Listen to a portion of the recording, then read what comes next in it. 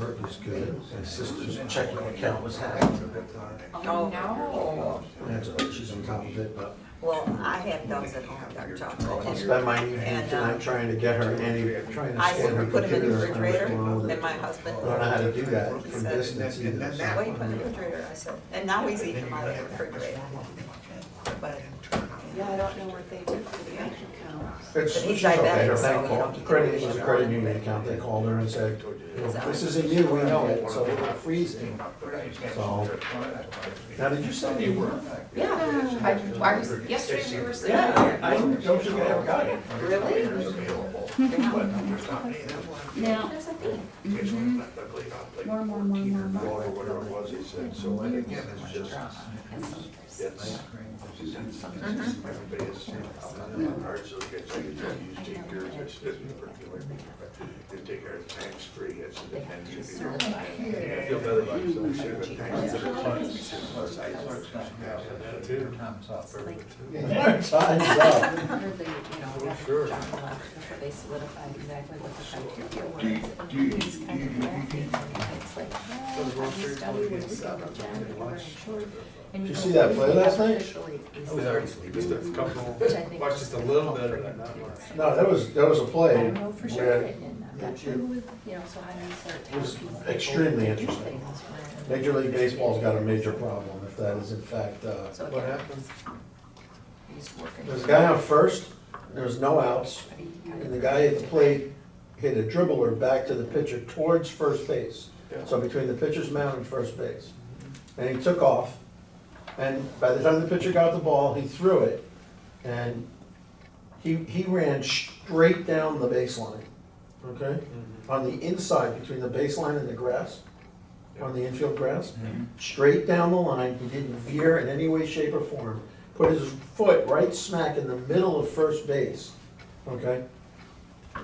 But as he ran, the first baseman's glove was in his path. Oh. So it hit the glove, he ran right by the glove, the ball came after him to the base. Well, that's key, I think, okay? And the guy obviously missed the ball. Yeah. The guy who was on first ended up on third, this guy ended up on second. They turned around, dead ball, batter's out, Interference? interference, Yeah. okay? And the guy's back at first base. So instead of second and third with no outs, it was man on first with one out, Yeah, that's huge. Wow. okay? And it's not a reviewable play. Eventually, the third baseman came up and hit a two-run home run and gave him the lead 5-3, okay? So it It didn't impact. the didn't outcome. impact the outcome of the game, but But it was game six. Had it, there would have been no game seven. It would have been the deciding play and how the World Series actually ended. It would Yeah. have been talked about forever. And quite frankly, if if it's a rule in Major League Baseball, it is a bad rule. Yeah, that's always a bit of a, I mean, it is, it's not reviewable, yet when you came back, okay? When they came back, after the inning ended, you came back from commercial break, okay? Well, even before that, because they changed pitchers at that point, so there was a break for that. The umpires all went over and got on headsets. It's not supposed to be reviewable, they okay? reviewed it, right. I don't know whether they reviewed it or not. Supposedly, someone read the rule to them just to make sure that they had it right. Yeah, and then they took off the headphones. And they said, he's out. And the first base umpire, as he's walking back, he goes like Yeah. this, and which is not a proper call because of the dead ball, because he shouldn't have been calling that. And the Right. manager for the Nationals, he went. He blew up at the break, because the inning continued with the new pitcher, okay? I mean, it was like a 4 or 5 minute break, or even longer than that. And nobody in the stadium, they finally made a public announcement, nobody in the stadium had a clue what was going on, okay? So, eventually the inning ended, and they were up 5-3 at that point. You came back and they said, boy, was that an interesting commercial break. You should see what's going on here, kind of thing. And the manager had gotten thrown out because he came up between innings and argued with the two umpires. And he argued, supposedly the guy's got heart issues. Oh, He's not even supposed to manage from standing up. He's supposed to be sitting down Oh, and He managing. had to be physically restrained. He had to be held back. Okay. Back, so Wow. the question this morning was, is he gonna be allowed to manage in game 7 of the World Series because of his conduct last night? Because normally, the way he acted, Major League Baseball would suspend you for a game or two. Holding Earl Weaver. Well, Major League Baseball has an issue, that is the worst, that is an absurd, that's even more absurd than the Tiger pitcher who was throwing That was just the first. the no-hitter, Yeah. the perfect game or whatever it was that time, and they called the guy safe at first or whatever. Yeah, Colorado. Yeah, okay, and this was worse than that. This guy, you look at it, and I don't know what the umpire was looking at. I mean, didn't either. you're supposed to be able to run in a straight line to the base. Well, there is a designation, if you've ever seen that second line comes back from first base about halfway between home plate. You're supposed to be between those two lines if you're running for first base, but most people never do. They're usually 1 foot is either running to the inside. That's a bad rule. Oh, no, I agree with you. That's horrible. Because there's some thought that runners can get more Oh, you have traction extra on the papers grass. too? So when they leave the batter's box, they actually start out running on the grass. So and he was eventually get into actually the running not out. phase. Oh, he was out. Yeah, They he called him was. out, but I mean, according to the rules, I guess he was out. Huh?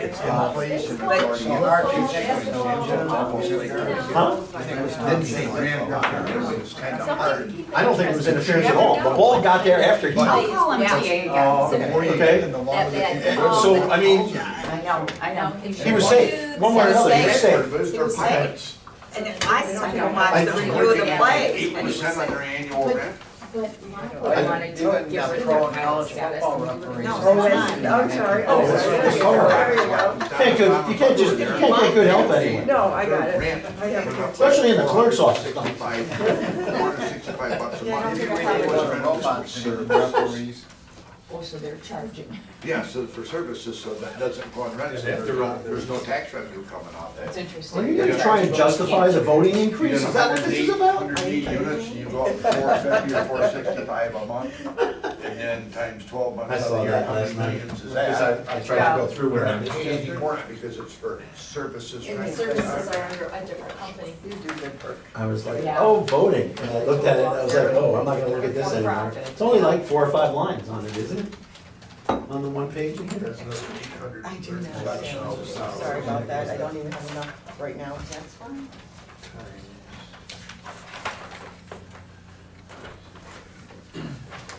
Okay, we're gonna talk about the clerk's department, and it's also the elections, group as well.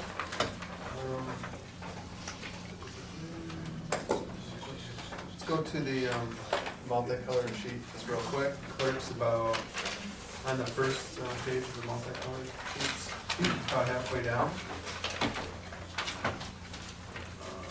There's 2 requests, one was a labor-related request, one was a more capital-related request. Both received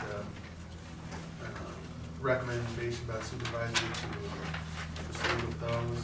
Upgrading election specialist position, and the clerk has a memo outlining the request and giving more detail to that. And then, as we all know, next year, 2020, the Waterford will conduct 3 elections, be responsible for conducting elections in the township, which is a lot of work for the staff, undoubtedly, as well as there's some equipment that was really needed, and that's outlined as well. So we'll see that in the elections, part of the budget. That's a, I should say the election, that's a state mandated function, so in some respects, that, I mean, it's brought forward as a request and outlined very well, but I mean, it's really a mandate to, you have to run an election, there's really no way around it, you have to have the equipment to do so instead. So, we can look at either one first, it doesn't matter to me. Page 7 is the elections sheet, page 8 is the clerk's department. So the elections budget is one that you see fluctuations from year to year just because of the election cycle. Next year is gonna be rigorous in that respect. When it comes to that capital request, you'll see it down there. any line items that start with, like a 9.7, that's a capital item. And based on its nature, we get pulled over under the fixed asset list and depreciated and whatnot. So that's where you see that code in there. And postage, Kim can tell you a lot more about the proposal and the absentee. You know, absentee ballot changes, that's put a big change on the department, undoubtedly, big strain there. Yeah, I'm glossing over it, I'm not doing as much justice if you're gonna do it, but that's the, kind of the rough outline. And in the clerk's office, that's where they handle, they kind of have, I think of their department in really two sections. You have the folks that are up front and the folks that are in back. They work together as well, but, you know, handling the elections and a lot of different transactions up front. In the back, they're really doing a lot of accounting work. Really, that's Barb, Dawn, Julie, you know, Carrie Mel there, and Lisa. Yeah. So that's really where a lot of that activity is being generated, a lot of work is being conducted in that area. So I mean, the clerk's out, yeah, just like we've talked about with all the other departments, the defined benefit retirement system, that's they get their proportional hit on that based on who they have working there. Health insurance, that can change year to year depending on the plans the township offers, who's taking which insurance, and what's happening, legal notices, this is some trending and requirements that they've had to comply with there. So, by and large, I'll turn it over to you, Kim, to fill in, I call that the skeleton of the rough outline. Okay, so talking about elections. So because of Proposal 3, this is our first year experiencing Proposal 3. And with Proposal 3, we are seeing our ballots double. So this is really considered a special election for us at this time for Waterford Township. There's only one question on the ballot. So I looked back to see when we had a previous special election. It looked like it was in August of 2018, I believe. And this time, the ballots are currently, absentee ballots that we've mailed out is 10,662 When did we have a ballots. special election, August 18th? Was it for the SAD? No, It was no, on- no, it was no, also no, a primary. that's what- That was a primary election for the gubernatorial. That was the morons that said it was a special election, and we don't want to get on television saying it was a special election. It was a special election. It was a gubernatorial primary election. Correct. Yeah. It was, yes, that's correct. Yeah, It was we a had- We had two non-presidential light mouse election. in Waterford Township. You're absolutely correct, Gary. I stand corrected. I stand corrected. So having said that, when we've had just one question or so on the ballot, those were around 5,000 absentee ballots mailed out. Around 5,000 absentee ballots mailed out. This year, we've had 10,662. That's for the documentation of that. Okay. Okay, well, anyway, so then having, so they've doubled. We're just seeing that basically they're doubling. And so what I budgeted for is 20,000 absentee ballots for the elections to process. I talked with Troy about 10 days ago. Troy had around 5,500 ballots that they had mailed out for this particular election, and they had around 2,000 ballots returned. So we're blowing them off the charts. Rochester Hills also has had about the same as Troy. So for whatever reason, Waterford Township voters, they vote, and they vote a lot, which is great. But Which it's is changed a lot. considerably. It has, we're seeing differences, and so in Troy, they have 4 machines, 4 high-speed scanning machines, and in Rochester Hills, they have 4 high-speed scanning machines. So having said that, we only have 1. If this one is to go down, we're gonna be SOL, and it's not going to look good. So, and that's what we're going forward with this time, 1 high-speed scanning machine. And we have to process over 10,600, well, no, I'm sorry, that's what we mailed out. But we have to process over 6,451 ballots, most likely, which is a very large number. Do you think I can sleep at night? Not right now. So having said that, I did ask for the 90,000, which was at the last board meeting to buy another machine. There are differences, and I've checked many different differences in different types of machines, trying to do it a less expensive way. This seems to probably be the best way at this time for our future. I'm thinking because the absentee ballots are going to grow next year, we gotta get ready for that. This gives us another server. Going forward, if we have to do anything else, we can do like a client is what they call, and we can just hook it up to the high-speed scanner, and then we would have a third one, so to speak. But we need to have another server in case this server was to go down.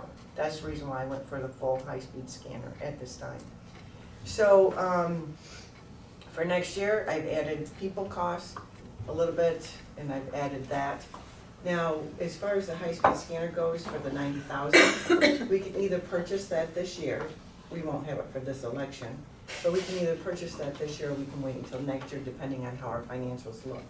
It only takes about 10 days for it to come in, so I'm offering that as a financial tool for this afternoon's discussion for 90,000. So we can either purchase it this year or purchase it next year. If we do purchase it this year, we could possibly put the other 50,000 that we need to the VODA because of this 90,000 going away, and we would be spending it this year. Is this a 2019 and a 2020 price, or will the price go up after the first year? It should not go up, it is state mandated purchase price. It's a, It's it's. state mandated for 2020, not 2019. For I could- 2019 I and could 2020. double check. I just double checking that just to make sure. That's a good point. There's a possibility of, you know, how things work all the time, and it just, you think one thing and you find out another after the fact, so, you know. I could double Yeah, check on just that. double check, yeah. Yeah. See. And as far as the price changes, so the state purchased, or they negotiated the purchasing of all of these, the contracts. Oakland County says that we have to use the Hart variety scanners. And so we're pretty much stuck at that. So I have sent letters to Ruth Johnson, Andrea Schroeder, the Michigan Bureau of Elections, asking for some type of Jocelyn, also for Secretary of State, asking for some type of reprieve for the 90,000. But having said that, they've only allotted $2 million for the whole state. So most Really? likely $2 million, because it's because of proposal 3. I just say there's That we're another proposal, they experiencing. did not think how, They didn't think how to fund it, right? yeah. Why? Hopefully we're one of the first ones to ask them. 2 million, so But what is- 1.8 will go to Detroit. Absolutely. Oh, yeah, there you go. To the States, yeah. So, Here's a $20 check. Out of the 90,000. so the other thing that we did purchase this year, which isn't in the 2020 budget, was our voting booths. But those will not be here for this election, they will be here for the first March election next year. So, For the presidential primary, correct, okay. they will be here for that, And we're neat looking for those, so yeah. they are. So I had to get some part-time people in there, that's why some of my costs went up. This year, we were not expecting an election whatsoever. Our costs show for elections, that was the elections cost for nothing, for no election, so to speak. We do have to do some legal advertisements, we also have to work overtime now. We have to work the weekend before each election, so that's some overtime. So the people costs are going up because of proposal 3. Do we get reimbursed for this election from the? We will get reimbursed from, OCC? yes, we will for this election. Yes, we will, and we will get. For all costs? Like labor? Well, for most all labor, yes. For all of the part-time help, for most, we're keeping track of all of our hours, Okay. yes. What's the return time? Did they tell you, like, will it be this calendar year, or I don't know, I'll have to check on that. that could be a carryover number then, so? Yes, yes. Next year for. We're I think- expecting, yeah, for next year, we're expecting the presidential primary to be reimbursed for that, because we have nothing to do with that. And hopefully we'll get around 60 to 70,000 reimbursement on that. And so that 60, we split the difference and put 65,000 as revenue in the budget to offset the expenses in the So election. that basically, it's just a wash, there's no cost to us, we just reimburse what our costs were. Correct, Okay. correct. Okay. Does anybody have any questions for me? What's an election cost? Ballpark.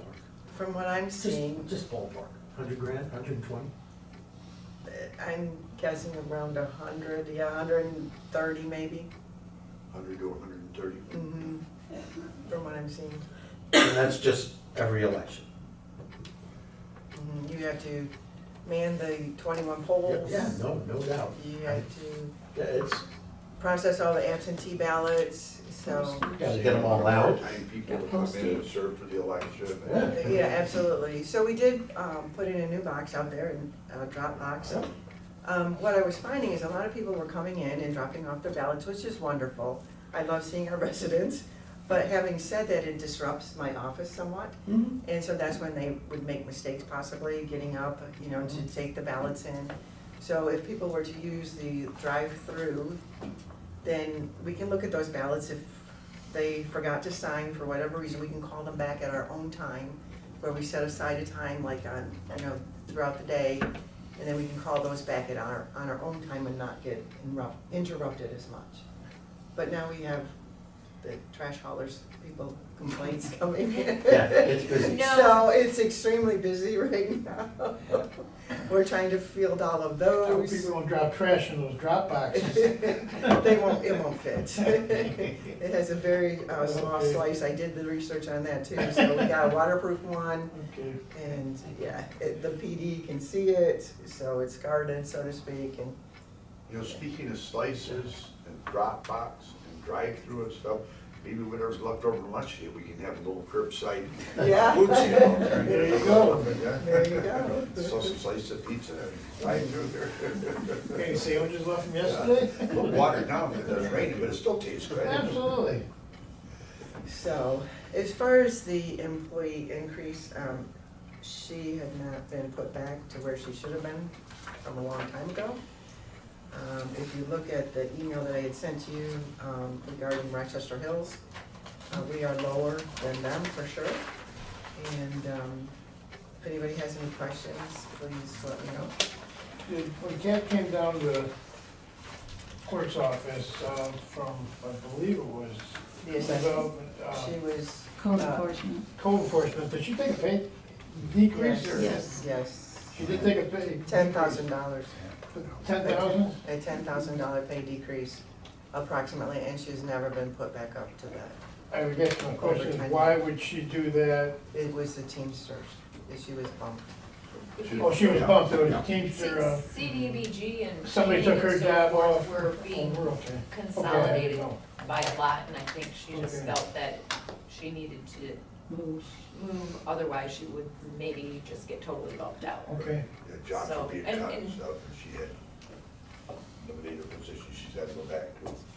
And the then job was posted, somebody more seniority took that job on this floor here, and then she got bumped downstairs. Yeah, well, from what I'm hearing, it was a consolidation, it was prior to my time, but she wanted to keep a job here, and so I believe there was somebody else that had moved up, correct me if I'm wrong. I'm not sure. I understand it from her that she was basically bumped to take this position. That was the next position. Okay, yeah. She was- And it was the then you next have to position like open. work your way back up, and there's a lot of bidding dynamics within departments as to who gets first Is she- consideration No, for is she, certain jobs, is she still the even though Teamster? she was in that one.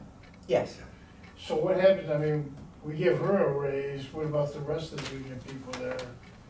Do they get raises? It's not in the contract. no. We're just, think no some of this is different based than on- assessing, we talked yesterday, Yeah, they're asking for reclassifications in their positions and stuff at a higher. are they pay scale. union? I don't know Yeah, who's I think union. it was Yes. the Not teachers, union. yeah, that was Yes, the we- teachers. Okay. Right. These aren't very well, you know. Right, so possibly next year, there has not been a contract settled, is my understanding, for There's the not, Teamsters.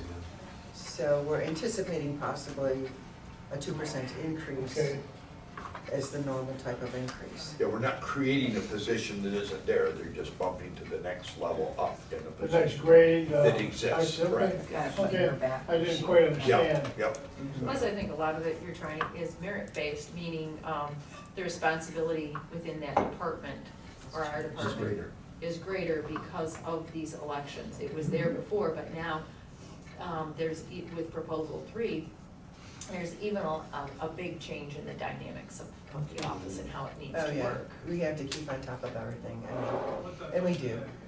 And, And that's part of it, is there are responsibilities. there's that have to legalities change. that we have to meet, and we have to follow the law, so. Was this brought on by Kat, or did you, this is brought on by you asking for a raise? Did she ask for it, or did you? She had went in May and asked for it, in May. Okay, And I just talked to Kim and said, just bring it up at budget time.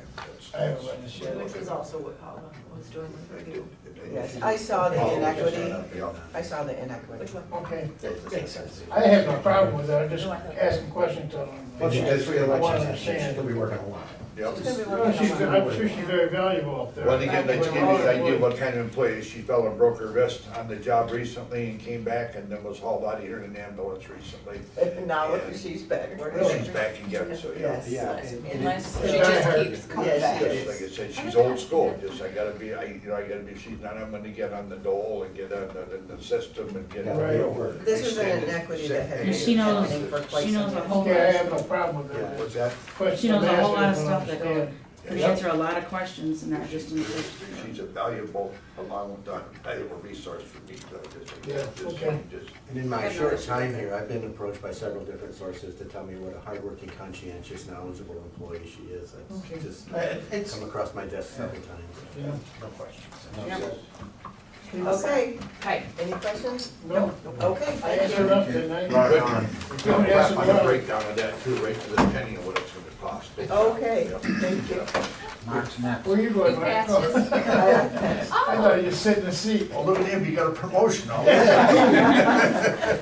like at Thanksgiving. Not that big. Yeah, good, did you the grown-ups table? I get to go to Yeah, the big boy hospital. table. Yeah, right. No, Mark's been here a number of months, he gets an upgrade, I feel he's been a good Yeah. employee. Keep I going. could be one of the only chairs I have a new chair too. Come on, better break him somehow.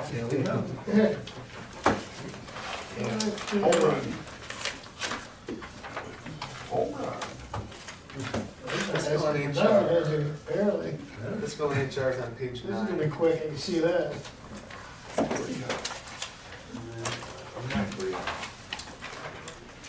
And also, there was I think it was a pretty proactive item that Mark brought up, too, on the main sheets here, the big picture. If you look under, at the bottom there, fiscal and HR, we broke that down into HR and fiscal. So, it probably doesn't seem like it, because people tend to think in a concrete manner sometimes, but actually Barb and I are part of that department. We claim to be part of that department. It's the fiscal side of it. So we don't sit there, but that work has to be done, and it is, I can attest it is being done, so. Yep. So what Mark brought forward there was some training for all departments, with a focus on some risk management. Basically some proactive training to do. MMRMA, who we've spoken about earlier at the Township's General Liability Carrier, they might be a resource for some of this. And the reason I think this is a good idea is all of these departments and funds have a legal line. This is the way to help to keep that legal line where it's at or diminish or lower.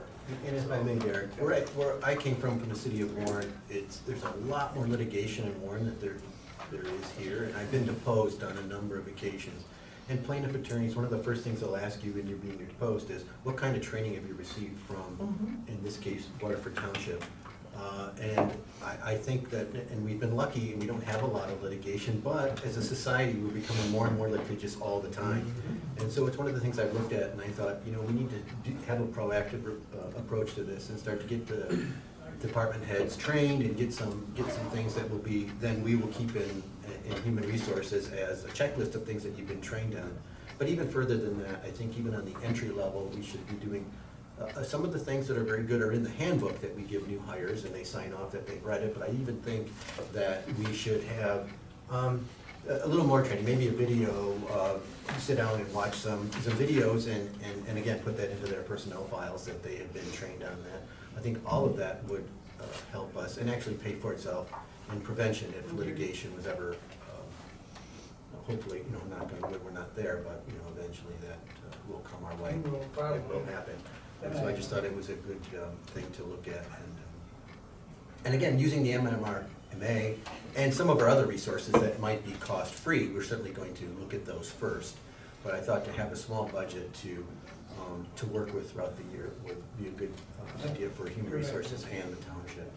Whoever picked out the cybersecurity video was very sharp. That's one of the best ones I've ever seen. Well, then, he's coming up next. Yeah. Jared will be happy. Jared will have, yeah, you'll make his day with that. But that's continuing ed, that's Yes. the stuff But that you're that's talking the about. same thing, you know, if Yep. there's an issue, there's a problem. A lot of that was done away with when the recession hit too, Yeah. so we're trying to. I had already done it through my work, but I've already seen other people recommend it too besides It's important. township. It's very, very important. So hopefully when we're sitting here next year, I'll tell you about all the things that we've gotten accomplished in 12 months. Excellent. A lot of turnover, a lot more turnover That's, nowadays. there has been, Too, you so know, one that's of the things I brought important. with me from Warren was a request for personnel. Request for personnel meaning that things that are in this budget, if somebody's going to fill a job, it has to go through Derek and Barb and Gary to myself. We all sign off on it, so that we're all on the same page and that everything that we're doing here in the township, you know, is in conjunction with this budget. But like I said yesterday, that Derek actually started numbering them, and we've done 29 postings this year since we implemented that form. And I think, you know, in a township this size, that's quite a bit. Yes. That is, because It again, when speaks to what's going on. the recession hit, I mean, most of the time it was laying off people or people who were leaving because of attrition, they were retiring and not being backfilled, so I think that movement was very minimal. And like I said, it's just really snowballed, I think, this year. Absolutely. Another one under there too, more under the fiscal side. Mark has brought this up, Barb has been an advocate for this in the past, Margaret has, I feel the same way, I know Gary does. Trying to do more. We talked about as we've rolled through the budgets here, the defined contribution with the new tier of benefits with the new employees, we close the old legacy plans, all that. Well, and that's fine, that's a prudent and a conservative move, and I think a modern move with where the society, finances, and everything's going.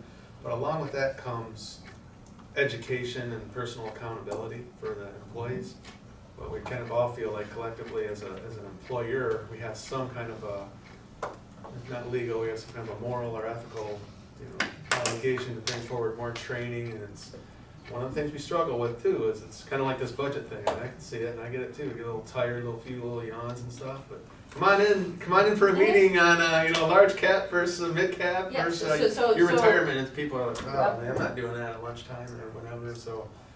It's an issue, but we're trying to get people But we need engaged to, and again, if bring it's people in. litigation, then they might say, have you trained your people? Along with the DC plan, it's that ability to kind of say, we're putting together programs. Some things might be, ICMA, which is the service provider of it, the plan, to work with them and offer certain financial things or retirement planning. There's a mix of things. Sometimes people need to start with their own budget, their own cash flow and stuff, and figure out how to save money and have a little backup plan, and then start thinking about the retirement planning that goes with it.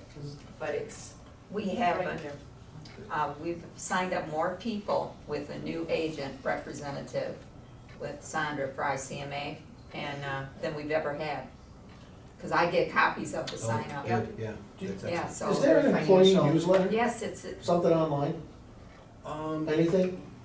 What Shelley does, she updates the intranet and puts things on. Would it there all make the sense time. to throw like a financial article, something stupid like compounding, you know, just concepts? Well, I think that's what Derek's getting at, is not in just one forum, but on many different levels. Right. To offer education for people and how to, you know, what's best for them and what their comfort level is on investing in different things, and so that, whether we have a fiduciary responsibility legally or not, but like he was saying, it's just probably the right thing to do. If it's an online newsletter, it's basically free as long as you get the article, that's the, you I know, would or you think get a that topic. this company They- would have something. And and They don't, have I tons have of them. stuff. So I selected some ones, you know, from there that and they're gonna be able to see them. We might wanna look Okay. into one, just kind of my own personal thing is, it's kind of like going to a dealership that sells a product, well, they kind of like the product that they're selling. Yep. having an independent person who's not tied to any service provider is saying, I'm talking about general concepts, Yeah. like the Right. concept of compounding money. that's good, Right. I mean, that's You the know, kind of thing. just, Right. you know, That's right out there too. dollar cost averaging, just simple concept things that aren't, you know, they're almost from, what is it, Investopedia or something like that, but reviewed so that they're, you know, they're right. Right? Well, those things that you selected out, where they posted, or where can people find them? Email. Email. Right.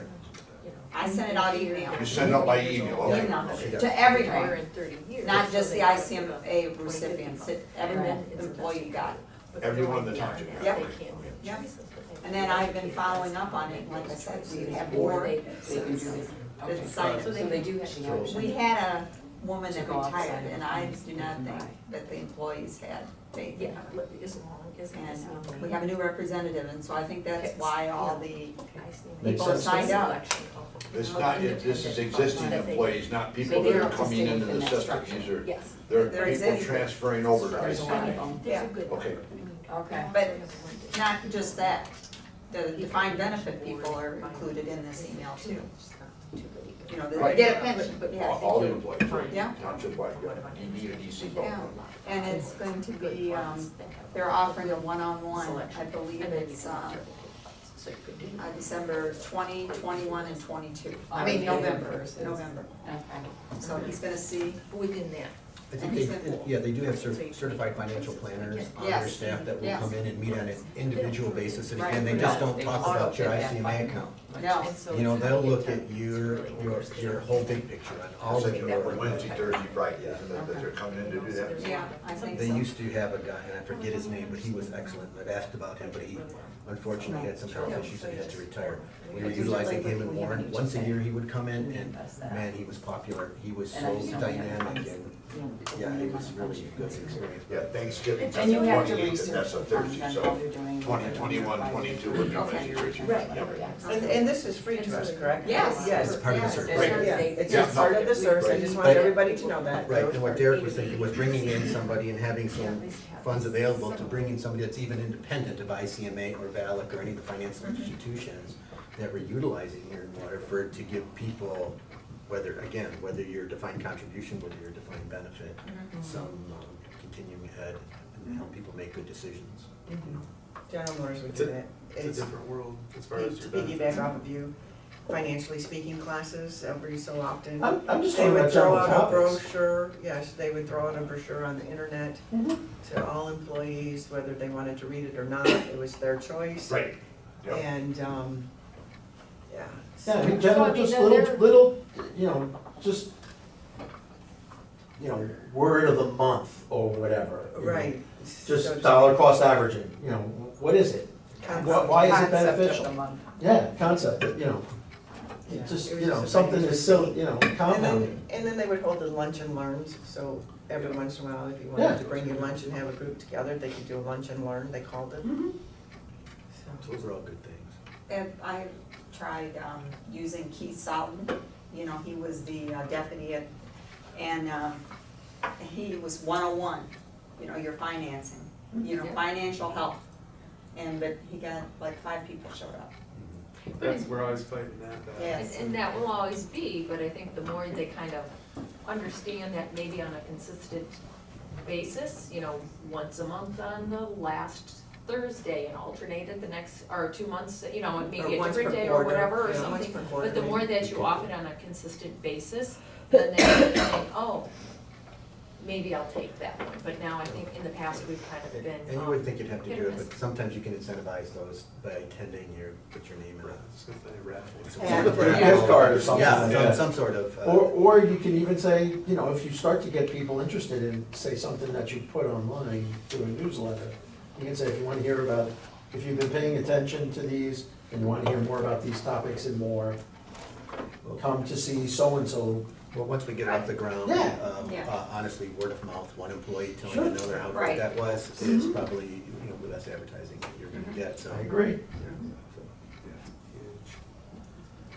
Right, well, All good ideas. page 9 there, that's fiscal and HR.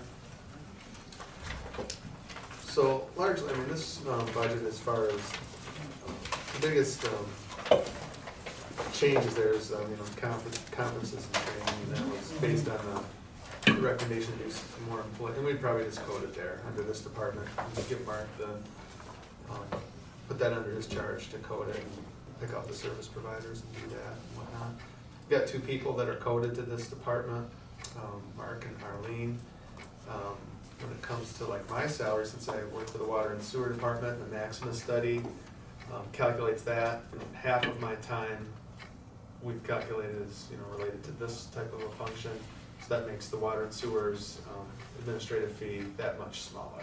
So I call that like a soft billing, but it is being accounted for, so you won't see it here, but it's another spot in the budget. I guess there's just 2 main things. It's not really hard to understand Mark or Arlene working here and how hard they work and how much they're needed. But you've got all these contracts that are due next year. So it's easy to look at this and say, well, this isn't much of the budget. I would say it's 80% of it, because those collective bargaining agreements are huge, and there's a bunch of them next year, 2020. And I'll present another conundrum to the board. We gave you one with OPEB. I think the second one is, and it's what you're hearing individually when these departments come forward, all these people need something. All these cases have been very valid and stuff. I don't think it stops with the names that you've heard. I think there's many more names that are, included on there. But then it gets back to that first page, ability to pay and how to do that. Or are we a little lower than our surrounding municipalities and our peer groups? I think that we are. So how do we solve that? That's the status right now, being a conundrum. So it's hard. It's easy maybe just to say that, but that's something to one of think the about going challenges, forward. It's we a try to challenge going present forward. with 2 challenges that either budget faces or departments face, and that one's, the township will be facing that one. Employees took it depended on the contract and stuff, but Yeah. I'm remembering like 7 to 9 years of no pay increases at all, and that's not a complaint or a poor me kind of thing, it just was a fact. And then, benefits changed, insurance changed, and it needed to survive. But that's, if you take that many years off of the pay grid, and other people are changing, well, then you're at a different point in time. And in the background is benefits. There are a lot of people who used to stay because they had a defined benefit pension plan that they need to vest so many years. And some people are staying a little bit longer for the defined benefit retiree health care, which again is a different topic, but that's what. So now, as we've switched to defined contribution and for both pension or retirement and retiree health care, that your newer, younger employees, after a shorter period of time, can take that with them. It's more portable, and then in turn, they're going to be looking for more money. At the same time, we've got the other people who are still. A much more transient employment population as a result of those 2 things. You're not locked in employment.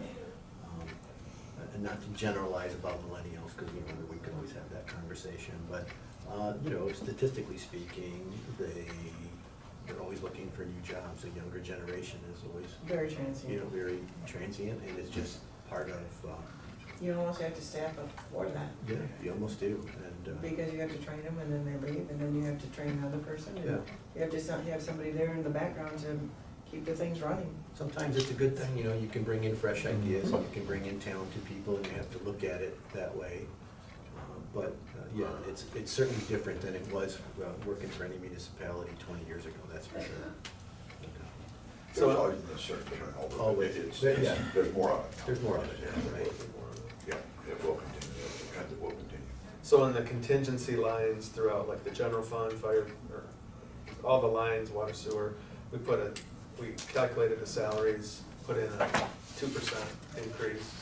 So, anticipation of, having something to work with going forward. To not do that, I don't think is responsible, because Then we would have allocated something that we kind of knew was coming up, is that negotiations will finalize whatever the percentage is, plus or minus a little bit, whatever, but at least there's a solid core to work with. there's something here. But when you look at 2%, and then if you're one of those numbers people that look at inflation over the long term, That's kind of where inflation usually is, so are you gaining ground? Well, you're not, maybe not losing ground. But when you look about, you know, the purchasing power of your dollar, you're kind of keeping pace, so it's better than nothing. I mean, I remember years back when the unions were looking at us with, they could see the fear in our eyes, so. And then they And looked they, around and and we're they happy didn't to ask have for a any, job. they didn't ask for anything. Yeah, it was remarkably easy to negotiate those contracts with zeros in them because of the circumstances and everybody knowing financially where we were at. It's almost made it more difficult now. Yeah, That's it almost- makes it a little some more, respect. there's a little But we bit still flex. have that, what is it, $165 million problem Correct. with our OPEB? Yeah. How much? Is it 165? Turn it down a little I bit, think- but, I but think- it's huge. 52 or something? I think we have gotten a new actuary. Whatever, it's a big number. Either way, let's not quibble about. It is millions. red. It's a big, huge The farther red south that number. number is, the better I like it, so. That's an economic So, reality. that's- 25 trillion is a big number, that's what the government's in debt for, so. That's We also need, calculated they as we need to speak. balance their 70 is budget. nothing. They It don't. just went up another 100 million. You know what, one major difference there, though, talk about. Yeah, they can layers. print money. They can actually go into deficit spending. We do not have that as an No, option. somebody would be coming in to take us over. Yes, we do have to balance our budget. Yes. So there's a requirement to do so. You're completely right from an economic point of view, when you ask the rank and file about that.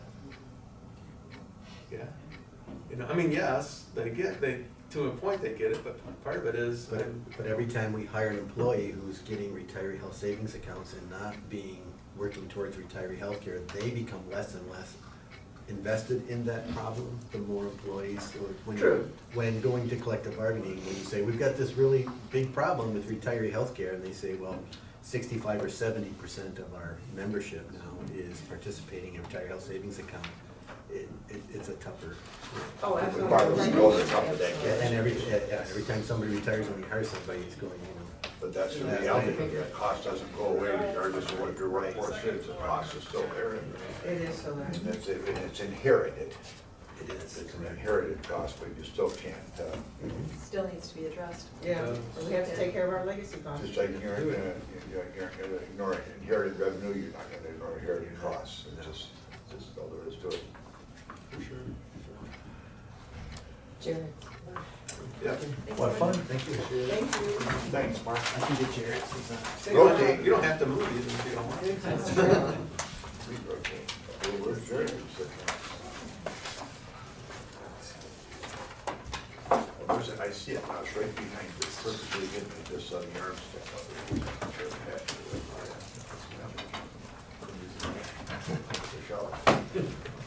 How you doing, Jared? You look nervous out there, so we better get him in. On the floor. Okay, make it real easy. Are you ready? Sure. No. That makes your job easy this year, doesn't it? You're the quickest one yet. Gotta be some reward for that, right? The problem is to power everything down and we won't be able to do any work. Your phone system, well, You shut Shelley's phone off? Yeah, she would be. Nice. Okay, back to business. Yeah, Jared, you're welcome to look at one of these. Getting welcome to this one. I'll use this one. There you Some go. of the recap information and overall sheets that we share with the township board. Let's take a minute to run through this with you too. 'Cause Okay. It's kind of nice, I would think, to get a overall picture, in case you're ever asked by staff or people that you're coming in contact with. Sure. So this is the preliminary 2020 budget from a 50,000 foot view, I would say. Okay. So on the left-hand side, we've got all the different departmental funds. The general fund is the one that primarily takes care of the IT group here at the township. And you can see all the other funds there. We've got the projected revenues and expenses in the next column, the unassigned fund balance as of the last audit, so 12/31/18 was where that position was placed. A metric that we always try to look at is unassigned fund balance to an annual year's expenses. And just to kind of give you a barometer of where you're at from a cash position wise, a short-term way of looking at the finances, but important.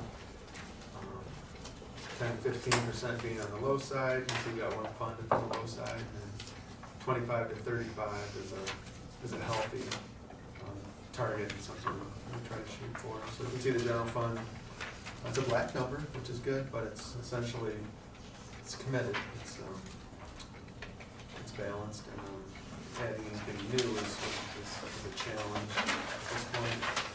So, spin you forward one page here to all the multicolored sheets. This is projected, this is 2020, Yeah, 2020. Yeah. projected. Projected, yeah, that's what it is. Yeah, so all the different departments, the light blue there is like a reoccurring expense, typically related to people or stuff that we would expect to have happen every year. The orange or peach, or whatever that is like more of a one-time project, capital in nature. Okay. Right. The second page there. At the bottom, Jared did bring forward a position, tried to bring on some more services and stuff. A valid position, but at this point the answer was no, based more on that first page, just the ability to do it, ability to pay. But definitely something we should be mindful for going forward. We'll have Jerry eliminate his reasons for asking for that and stuff. And we've kind of talked with the board, going through the whole budget document. Part of the computer-related expenses are related to the departmental specific functions, and then Jared broke out a few years ago, like 2 lines. One was called iServe, which is the programs and the functions that Jared kind of administers and then divvies out based on percentages to all the different departments. Because what was happening was we would get things allocated and set, and departments would be like, oh, I'll take some from this one to make my other stuff. And I'm like, no. The township board has approved Jared to do a global fix. There might be- You can't take from that. There might be some software product that everyone uses, so, but it gets divvied up to like the water and sewer fund and the police and fire and the library and all that stuff. And they've all contributed to renewing that annual thing that we do every year. And then, lo and behold, they're out of money for it, and that put the, a showstopper, or we gotta scramble around and try to proceed with this thing that, or maybe a planned project or something like that, but by putting it in this separate project code that kind of isolates it from Safeguards it a bit. safeguards it from that kind of stuff happening. Yeah, so then on page 13, that's largely where you'll see Jared's staff, employee-related expenses. They're on Here on this document right here. Budget. 13, page 13.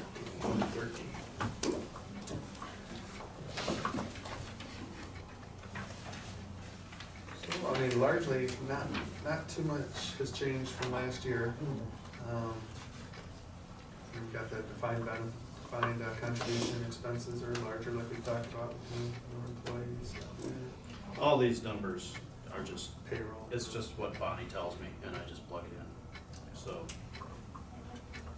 By God, if they came from Bonnie, you can bet they're dead on. Yeah, to the penny. Yes, sir. And that's true up until about the middle of the page there, and then the rest of that is within my discretion, but it's relatively small amounts. Yeah. As I said, all numbers actually held, except the last one, yeah, it's just everything else held consistent. Right. And that's just the cost of, just running the office for the most part. Postage and tools and any of that kind of stuff. So this is kind of like more just my operations for my department, separate from actual technology projects and that kind of stuff. So without that additional staff position, that aside, this, like you said, it's all pretty much same. Sure, what's the capital lease? Well, anytime there's some product that's like a big piece of equipment or something like that, and instead of buying it outright, we lease it. And in this case, this is probably the copy machine. Yeah. Okay. They have So- to share in. Yeah, it's They're the sharing the one that the that treasurer's expense. office, we You share had the. one last year, I see. Right, because we had some copiers that were on like a dollar buyout at the end lease, and instead of getting new ones, we decided to hang on to them for a couple of years, so there was no lease costs, but now it's at the point where we need to refresh those. Okay. So that's a project that me and Dawn have spent a lot of time. Dawn actually has put a lot of effort into coordinating that stuff, so. But capital lease would happen anytime there's like the postage machine or something like that, where that's the arrangement that we had some I was server. asking, you didn't get enough, you weren't budgeted last Right, year for yeah. it, so. And you'll see it that way for Obviously. most departments, you'll see that, where they had nothing, and then something this year. Okay. And again, we kind of knew that when it was, Dawn had looked at it, it was like originally 3 years. Again, I think we did 2 more years and extended it 1 more, and we knew at some point. So I think based on that, we just went through and accommodated most people's line item. Yeah, And this will be a 5-year lease. The new copier lease will be for 5 years. Okay. there were a couple of departments that had some copiers that were out of sync with it. Like their lease, we got them a new machine kind of halfway through the lease of the other ones, and so. Is this the cost of lease one? Just my portion, Oh, your sharing it portion, with, okay. He Where's pays, on the Yeah. sheet? he pays 15% of the Treasurer's. treasurer's one, it's 15%. You just say, you look through and you'll see every department has a capital lease and it bumped up. Okay. It said they So that's started. everybody's little portion. Mine's 1,100. yeah, Correct. Oh, you got bigger departments than. Yeah, right. that's why he's only Well, he 250. uses it, she uses Yeah, I it. understand, okay. Yeah, just an example.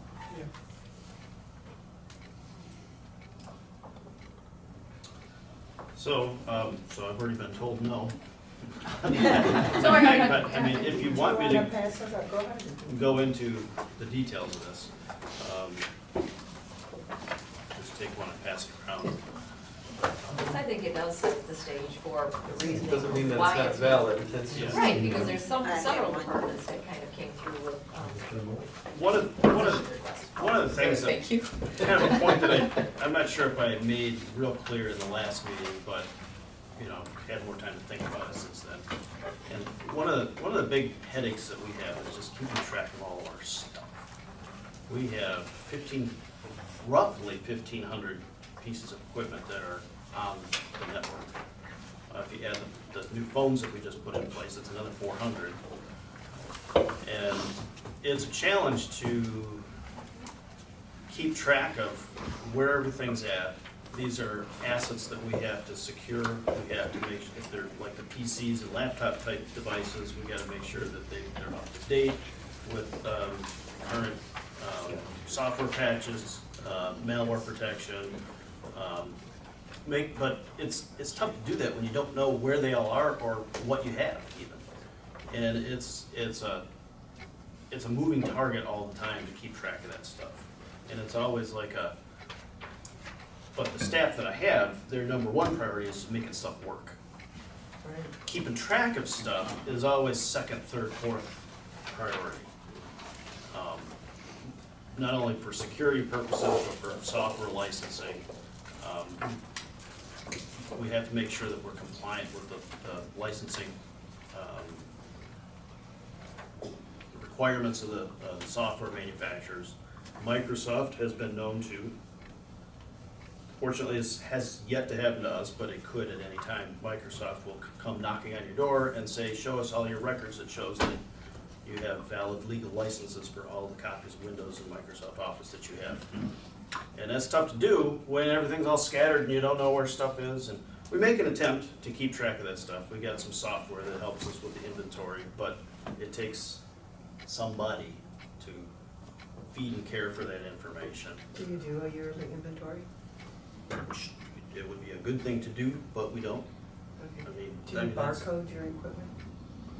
Just out of curiosity. No, what we do is we have this software that, well, we're on our third different software product because we've tried a couple different ones that kind of fell short of our expectations, but it'll go out on the network. and then gather this information Okay. and then put it into a database. But making sure that that's functioning properly and that it's able to actually get that data is, and what that doesn't tell you is necessarily whose desk that thing is sitting on. And one problem that we have is laptops. Because of their nature, somebody will take it home with them to do work at home, but they got a desktop at work. Who knows where the laptop Yeah, is, so to it speak. like vanishes after a few years. And Which is kind of scary, yeah. yeah, I mean, what happens to the data that's on that? Whose hands does that get into? And it's tough to keep your arms around that kind of stuff if there isn't somebody whose number one priority is to keep track of all this kind of stuff. And that's kind of one of the main roles that I had in mind for this position was to have, but there was some other features of it too, some administrative work and some help desk kind of stuff, and kind of taking some of the load off of the other staff as well. Have you considered, I know it doesn't help you with taking the load off the other staff, but a consultant company? My son's company is going through this right now with all of this information in there, is that, I don't know what a consultant company would cost to do the inventory, and they have software that. I haven't really looked into that, but a lot of times when you outsource IT services, you end up paying, A lot. you pay $150 an hour for what you could pay $50 an hour for. Okay. So, a lot of times, I mean, if it's that outsourced approach helps when either you've got kind of like a small organization that can't justify like a full-time position, or you've got like a one-time big project, big heavy lift project, kind of like we did with the phone system. We Right. didn't attempt to install all that stuff ourselves. We hired, a company to do that for us. Okay. So, I think that's part of it too, is it's, once you even do that type of a project, it's the ongoing maintenance of that type Yeah. of a thing. So Yeah. if anything, at some point would be to kick it off, but after it gets kicked off, then that. maybe to person get us can- over the hump, that might be something to look at. But there's still an ongoing process that Because you has said to you have software that, right, but it's older, has it been updated? Well, we Tracks just got a it. new piece of software that every one that we've tried 2 or 3, and they all fall short in some way. We finally found one that works pretty good, but we just now put it in place. The sales pitches for all of these, it's that they will do so many wonderful things, and then you actually get what you specifically need, whether it be this or other products, and Yeah. then it falls short, so. But once again, you can have all the slickest software in the world, but without somebody to actually operate it Right. and put the stuff in there, it does no good. So that's, that plus, the things that I had to say in here. I mean, that's Yeah, yeah.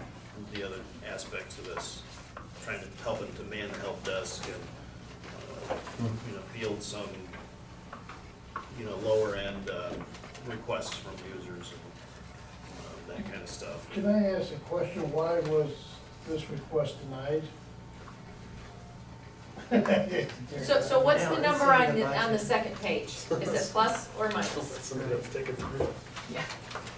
We're plus $9,000 in No, our I don't. general fund. So later in the day, when we look at this number and then any of the other requests that became no, you have to decide, because this is also a staffing position, which means it's ongoing. So it will affect next year's budget and the year after and the year after. And that's why some of the other personnel items were sent at this round, at this point.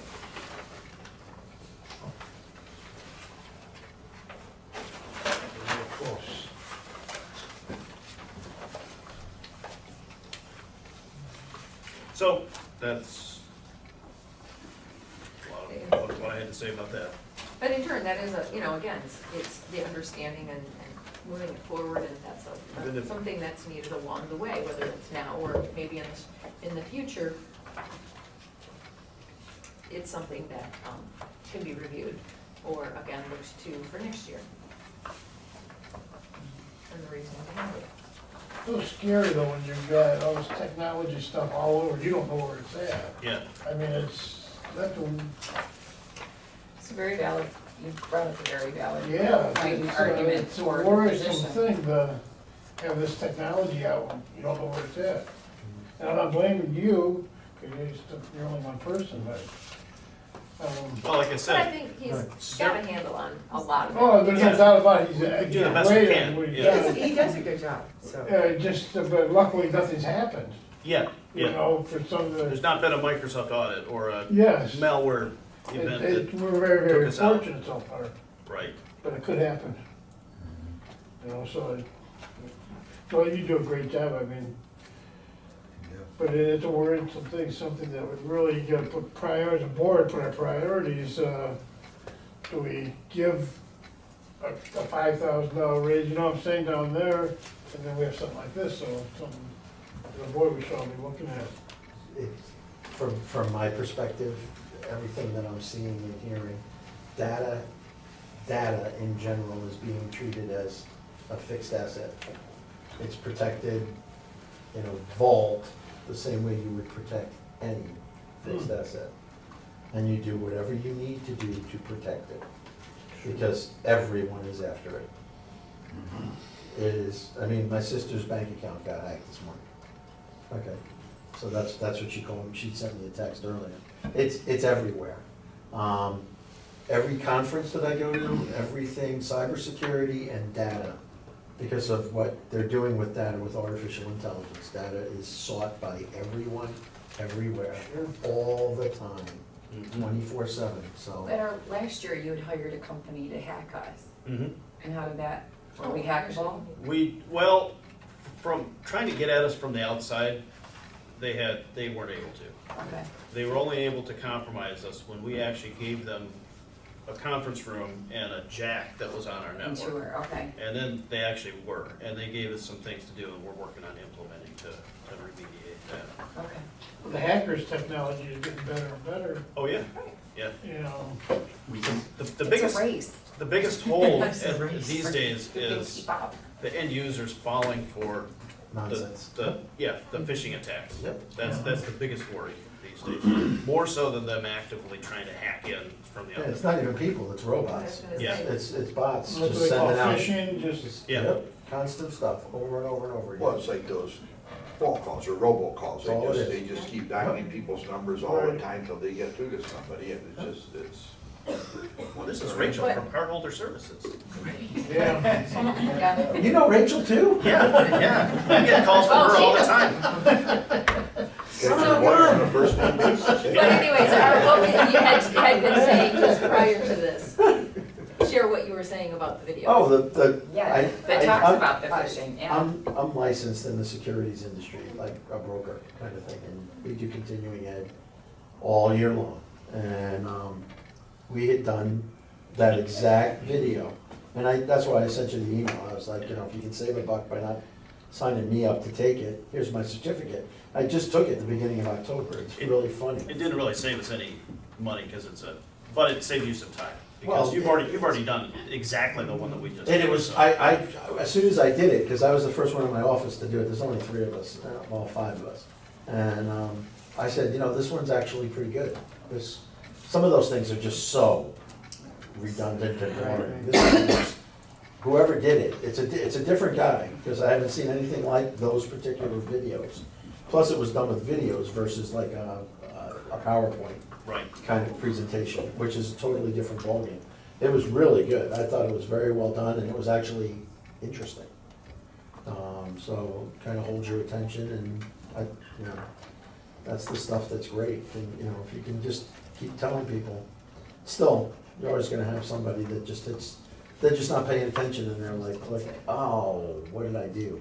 Part of I mean, that, I've done that. part of that package too involves another piece where we actually send out Or to see if we bite. messages that look like phishing and it tracks who, Was it the training we had to do last year? yeah, Okay, because they did that was a good like multiple choice, like what one would you click on? right, yeah. And there would think that means something. Yeah, so, we used to do the test part, so there's part that's the training that Art was just talking about, but then there's the part where we actually sent out the fake ones. We used to do that like once a year, but I ran out of time to actually do these, I was the one orchestrating this myself, but I just didn't have the time, so I delegated it, and So that kind of put a fresh set of eyeballs on it. And the staff member that did it, he ended up talking to the vendor and they gave him some direction. He did make a mistake and he duplicated some of the material in the training campaign. So some people had to do like kind of the same material twice, but until we realized it, but we got that corrected. But they told him, you should fish your people once a month, or twice a month. And so he set it up to do that, but I thought that was a little much, so I got one the other day. we I backed it got off. one. Did you? Caught me on a bad day. From the CEO of Waterford, no name. I was gonna Said say, to there was me- an said to me, IT one. They needed wire $34,000 Oh, yeah. There you for go. a bank account, ASAP, hurry. No, mine was an HR code misconduct. I got an email from. Caught me on a bad day. That's real, I sent that to you. Caught me on a bad day. By name? By name, Well, see, From Mark, St. the Bass. I CEO mean, of Waterford. oh, wow. it was good. Well, you know what happens there is they'll either hack his account or Yeah, that's what they did. or they just get a hold of his name and email address and pretend to be him. They got into the parish and they sent out something parish-wide. Wow. I was like one of the first, I saw it at like 10 after 12 in the morning. Because I was just looking through email. And I know, instantly because sent that's it, and I followed it up with a phone call saying, this is, you want to get on top of this now. Because I don't have access to all those emails. Urgency. That's- They Yeah, oh, addressed it yeah. as urgency. Yep, Yep. yep. They're out, two out there. So, routing. everybody, Okay. the whole world is putting people on staff. It's, Of course, they're always in some foreign land. it's necessary. Yeah. Computers have become, as they said at the conference, if you talk to anybody who's, whatever, 40 years and younger, this is everything. Mhm. You say laptop, they don't even know what you're talking about. Yep. This is their life. And 50 years. they live through this. They were talking about bank accounts. They say Oh, checks. I mean, the guy who's giving the lecture is an older guy, he's like 55, 60 years old. He hasn't written a check in 7 years. Okay? Have you been to Home Depot lately? They have gotten rid I of mean, all of their cash they're registers, probably- the normal cashier manned things except one. Because If you're you're not paying routing. cash, you gotta go to this one register. The rest of them only take cards.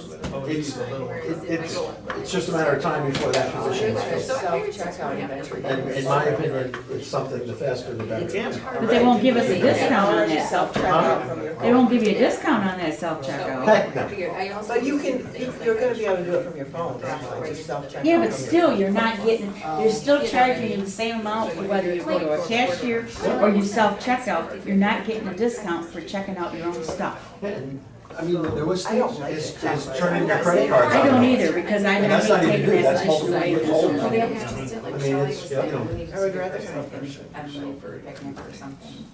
And she's like. Old school. I'd like a person to make a store.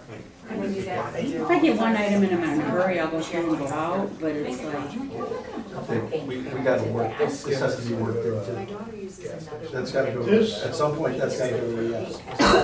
Yeah, I agree, I think, you gotta. The sooner the better. Board, we need to look at our Cost priorities. of- It's like you're- Well, the cost of whatever that is, 60 to 70 I'm glad dollars, we're on the same wavelength here because, that's nothing compared to the first time it goes against you. Cards on there. it's really, I think we So look at there's this a whole place thing to here, drop my at credit the end here. Oh, yeah. Oh, yeah. I think it's number one So priority. it's got your account, so I like trust. It's the way of the world. And I it know, so scares that's me why when he says sometimes he you doesn't just know what think happens. that you you should figure out Where you that, think, okay, it's not always. your equipment is Right. scary.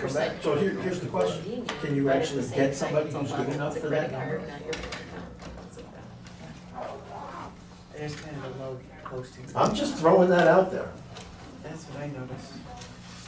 because they, So- it is, I mean, not That's a for good nothing. question. At the credit union, I, Yeah. they're the highest paid is this? executive VP. Well, this isn't a security expert. No, understood, this is somebody who's, Is this, right, Doing a lot of the detailed work of information gathering and maintaining the database.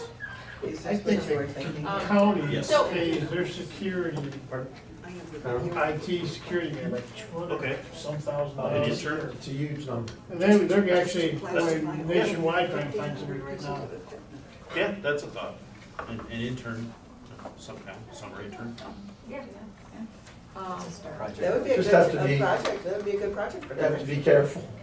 Yeah. That's true, yeah. Some are in, Yeah. those people are They have really to- sharp, they and have they'll, to do a they can put a back- back door in, they Oh, can that's do, true, that's a good point. you have to, Especially when they don't have a Background check. stake in what's And happening. what's happening, a lot of Plus, that's a projects. temporary. Anyways, did you have certain, any major project? Last year was definitely the So- phone system, which has pretty much been completed and off and running, and that was a very back large to this. project, which actually was kind of multi-year. I mean, had to The director. do the RFP Oh, and, he's got more. Jared Got worked more. with John. He's got another. This was, More sheets. No, I have this one is more just the technology projects, and it kind of breaks down, some of the, some of the baseline stuff that's year to year, and then some of the,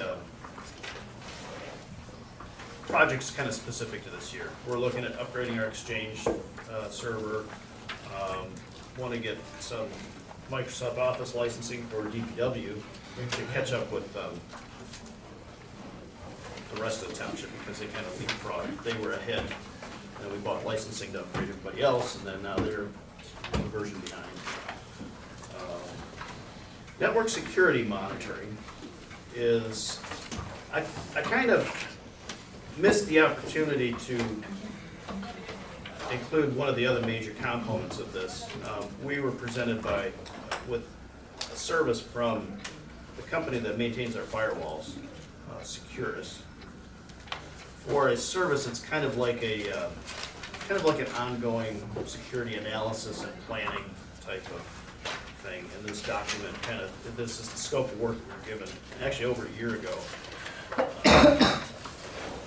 Kind of explains kind of what they would do for us. Basically setting some benchmarks for our security environment and helping us come up with a plan and then trying to get us to reach those goals. It's different than the penetration test that we did last year, which is where they just try to hack your network and find out what your vulnerabilities are. This is more of a kind of an analysis type scenario. But he also described kind of a component of this where there's also some active monitoring that's going on, where there's some more eyeballs on our security logs and helping us to catch things that might need to be addressed as it's happening. And so that's this item here that says network security monitoring. It's really kind of monitoring / analysis is really. Then after that, there's a couple of Munis projects, and really kind of what we decided in our last meeting was that fixed assets is a module that concerns a lot of things that Barb and Dawn get involved with. And then there's paperless pay stubs, where we get away from having to print out physical pay stubs for everybody. But then there was another Munis module that we discussed too, wasn't there, Barb? That Cashiering for water and sewer. What we kind of decided was to just put an amount in there that would cover. We probably could only, out of this kind of buffet of different modules, we probably can only handle rolling out one or two of them in a year. And so put kind of a number in there that would cover whichever one we decide to do for that year. Yes, because this year, my area is working on the cash management module. So we waited until after the audit and so forth, and it's starting to be worked on, but it's gonna roll into next year, but we don't know, maybe another department or something else can kind of get kicked off next year. But I know that our area would be wrapping up some of the other ones, so again, it's like, everything's not gonna happen at once, so. That was a good way of approaching it. Yeah. That way we've got some flexibility. With the Kind projects. of see it a little bit differently as the time approaches to actually do it. So that one's good.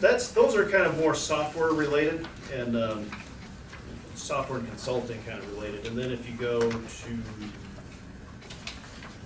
further down that page, actually,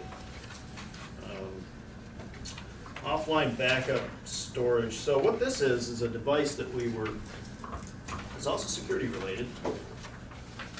device that we were made aware of from our vendors that helps us with our server equipment. This is just a data sheet about the device. Probably a lot of it is technicalese that you may or may not be able to follow, but it at least tells you what it is that we're talking about buying here. Basically, it's a backup device, and the concern is that if you get hit with ransomware, there are cases where the ransomware can actually, so ransomware is where it encrypts all of your data and you can't have access to it until you pay the ransom. One safeguard against that is to just have good backups. If they do that to your data and you got a good backup and you restore it, you're good. But what happens if they're actually able to corrupt also your backups? Then you're you're screwed.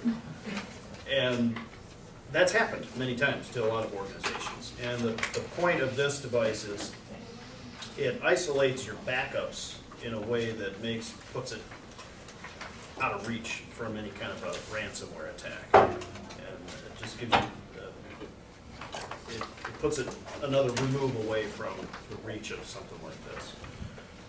This was probably developed by the ransomware people. Probably. Somebody finally caught. Okay, well, we'll just say it's hardware. So that's what that item is. Replacement PCs, that's just sort of something that you just have to keep up on. Town hall auditorium display devices. So this is basically replacing that crooked out of focus projector that's in the auditorium with something more like a TV.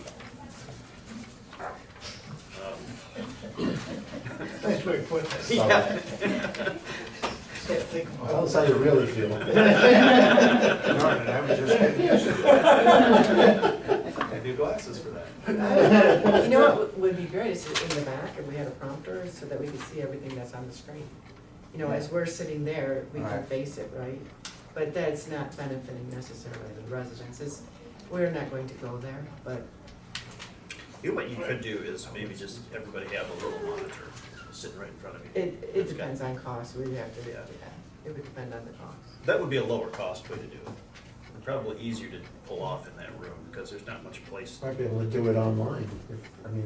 If you're sitting there, if you have like I sit there with my computer, I don't know that I don't think Yeah. everybody does, but Well, yeah. maybe we'll just click it and just have, Pull your laptop up and you can, just have that screen in the corner. that Or would an actually iPad or be something. real easy to do. It's like Google Chrome.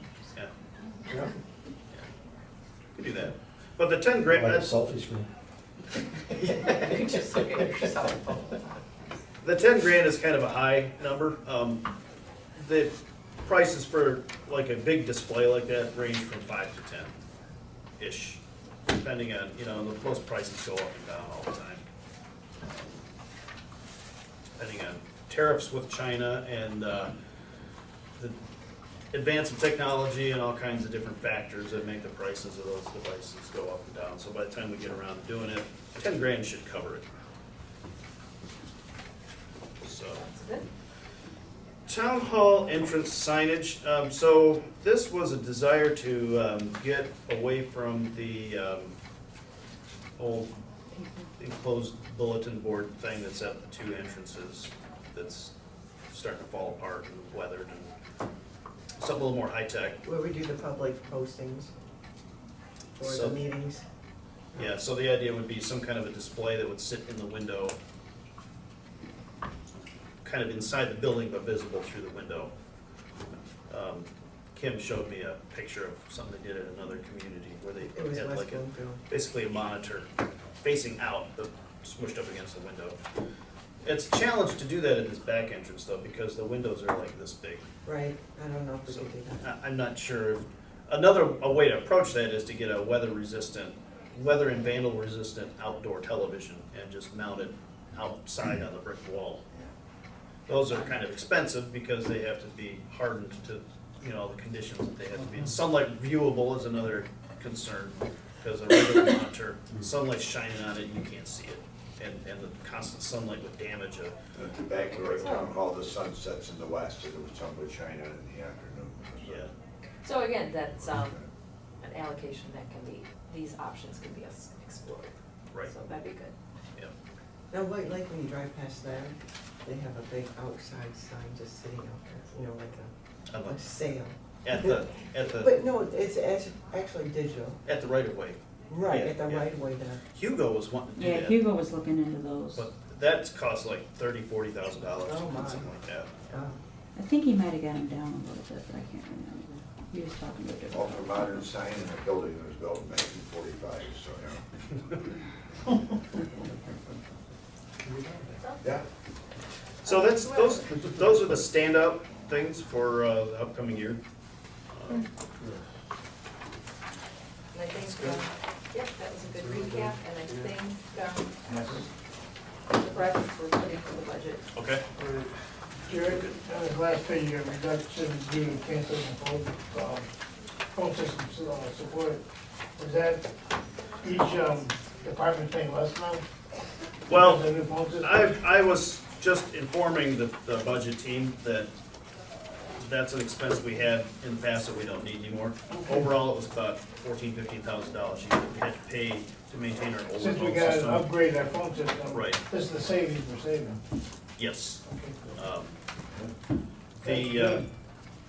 The contract called for a 3-year, like, warranty service contract, so Yeah, I see that. we're covered, the purchase cost of the phone system for the next, well, 3 years. now almost 2.5 at this point, because we've burned through some of it, but, so for a couple of years, we won't have to worry about that. Good. Very good. Thank you. Awesome. Thanks. Thank you, Jared, very good. Thanks for your help too, Jared, now that I know how to reach out to you. Through email and stuff. No, I sent an email. Provided my certificate of completion. Or you can say yes, that you don't get no increases, and we'll be done too, so, you know. fast meeting. We think so too, if you agree not to take it. There we go, now we're 5 minutes. Hit it, Derek. All right, so, let's all, go to the big sheets of paper if we could. Start out large. So page 2 on there, we'll just recap just the fire department. has received. This is kind of the big picture stuff. So we have all the township funds on the left-hand side. We have the revenues and expenses proposed at this point in time for the 2020 budget. The unassigned fund balance as of the last audit, which was 2018, the last completed fiscal year. Then our unassigned fund balance ratio. We look at that, it's an important short-term metric to measure the viability and health and welfare of the funds from a cash perspective on the short term. So 10 to 15% is low, but okay, but on the low side. 25 to 35 is healthy and more vibrant, and let the bond rating agencies know that a municipality is staged to weather some hiccups, if you will. So, see the fire department there as of right now for 2020, got revenues over expenses by north of 200,000. That's a projection, an estimate. Got their unassigned fund balance ratio listed as a color there, just because it's something to be keep in the back of your mind. It's a little bit low. It's a lot better than it was years ago. So. There's 2 ways to look at that. At a point in time, in the 2 distant past, it was critically low. But now it's, I would say, on the low side of what we want to see, but not an emergency. So just something to keep in mind there. I'm going to flip over now to all the multicolored sheets here. Fire department, I think. Just one more page over. So again, anything in light blue is a reoccurring expense. Typically, in the case of a township, that comes by way of personnel, people, services, what they do. So you'll see those there. And then the orange are more one-time, more capital in nature, equipment, vehicles, those sorts of items. Then the far right, you have the proposed recommendation at this point in time. The yeses in green and the no's in red, and then the coding. This is useful for moving forward with the budget that make sure everything is posted and coded to the right line items, so we don't get off track. But as you all are aware, we had the SAD, Public Safety SAD that was passed. And that's what's making possible additional fire personnel into the 206 fund, fire fund, so that's in there.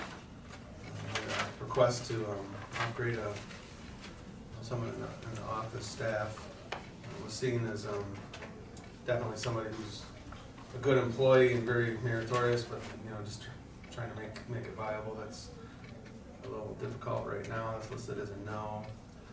Got an issue that we'll probably circle back to. Probably just deserved a little bit more discussion with some overtime. We'll come back after we go through the main body of the presentation. Yeah, ask for some board input and fire department input on that. And then you have, keep scrolling down, you've got the vehicle requests. There's basically 2 yeses and 2 nos, or I'm sorry, 2 yeses, 1 no. And that's part of the SAD as well, as we've talked about in the past. The first .425 of that SAD is dedicated to police and fire capital equipment and vehicles. So we've got programmed at this point a fire engine, a rescue, which is an ambulance, and those are coded in there. See that when we switch over to the budget document. Derek, Yeah. go back to the 2 staff vehicles. Why is that, no, wasn't that part of SAD?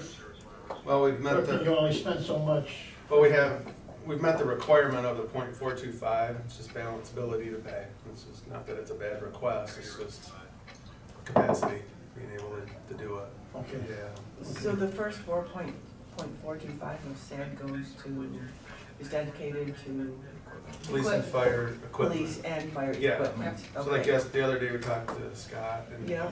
there's 3 police cars, so that's, a component of that, and then this would be the other component, other side of that here. And we tried to make anything that was related to the SAD, we tried to make that bold too, so as we scroll through this. But yeah, we tried to pay attention to that, to meet that requirement when reviewing the request and whatnot. Some things related to the buildings that the fire department has. Looking at metal roof. They've had some issues with the roofing over, I think that's at the headquarters. Fire headquarters. Yeah, main building. So yeah, that's something that needs to be taken care of. Sealing up the envelopes and the outside of a structure is, you're looking at buildings, that's paramount, so. Well, I was just gonna comment that Station 1's metal roof, you'll see it in the pictures, there's a picture in here, basically delaminating, the paint's delaminated off, it's starting to corrode really bad. And this quote is from a company called Energy Shield. They're actually gonna go over the entire roof at the $100,000 mark, versus just a metal roof. It's a spray-on material that is very thick, and it's a 10-year warranty. We had a painter come out and look at it, there was 0 warranty with the painter. And we worked with FNL to look at this, and this was the suggested plan was to go with this spray-on roof at Station 1. It's probably $300,000 roof to replace just the metal roof at minimum, so it's a way cheaper investment to, let's make it last. Let's not fall apart. So. Some parking lot repairs and dumpster closures. A no at this point. Generator replacement. That's a yes. Brinks info system. Sounds like it's would replace a system that's nearing obsolescence and end of life. So sounds like a good bang for the buck for that amount of money. Fire, we're rolling down to fire gear. The 10 sets of fire gear, and then the estimate how much that is. That's line gear, that would be yes. Mobile lift, that would be to lift up fire trucks. It's a no at this point. Thermal image cameras, that's a yes. Positive ventilation fans. That sounds like a good safety and health and welfare of the firemen item, that's a yes. It's a small print here, myself to blame for it. 3 ladder, or did I skip one? No, you're right, the three ladder racks. for that, or access for the piers. I believe that's a yes on that. Water, rescue suits. No, it's just coming down to ability to do some of this stuff is really what we were trying to struggle with. It's, again, not bad options or bad choices, just, trying to get it the most good with what we had to work with. Replacement of backup radio antennas. We've got that down as a yes. New copier lease, that's really not a, it's just comes from the top. We have to have a copy machine, there's really not a whole lot of discretion on that one. UPS station for alerting. Yeah, you don't want that to go down for something as simple as yes. So that was listed as a yes. That's those. Then the main body of the budget document, fire department starts on page 21.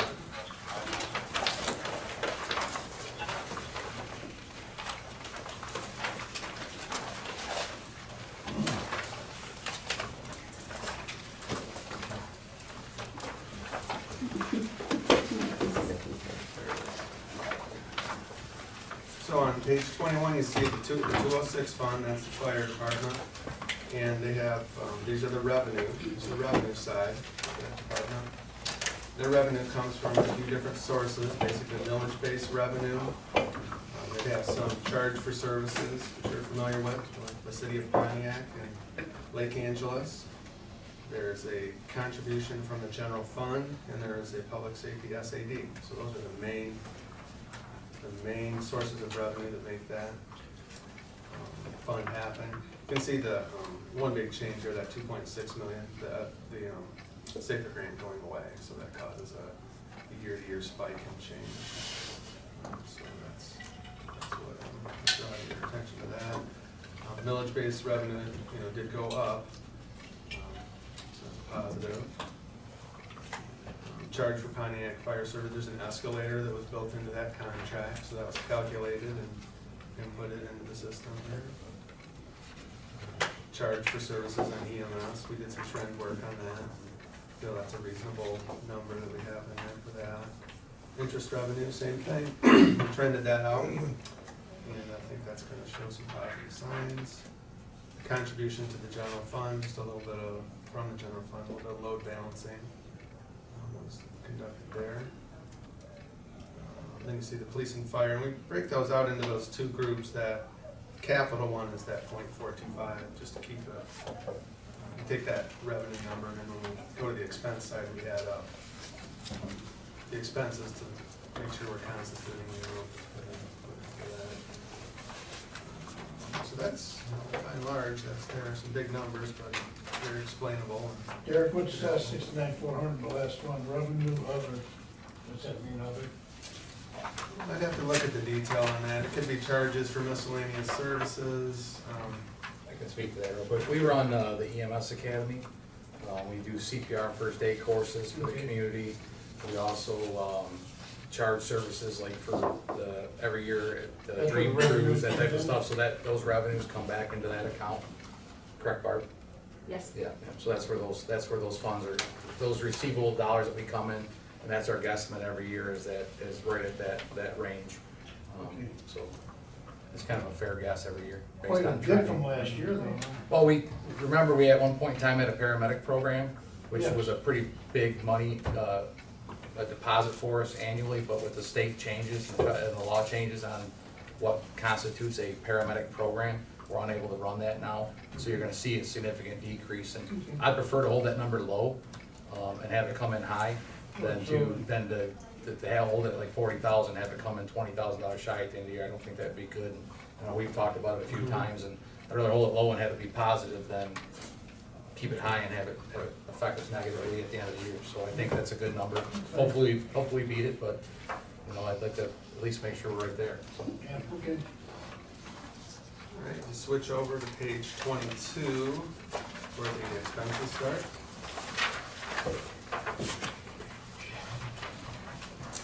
The salary change is driven largely by, personnel, bringing new personnel in line by the SAD. And then the SAFER grant going away. Right, yeah, you have that's a good point, you have the net of the two happening. Yeah. I looked at it, I was like, what? And then I remembered that when it's coming out. Kind of two things moving in Yeah. different directions. But, yeah. Right. You know, we have the overtime line. That's going up considerably. Yeah. Should we talk about that? Let's come back to that. I think that'll take the most time to talk about, but that's a good point. Just all the other, lines that are related to people, you've got the FICA, health insurance, retiree health. It's the pay-as-you-go health, retiree health side there.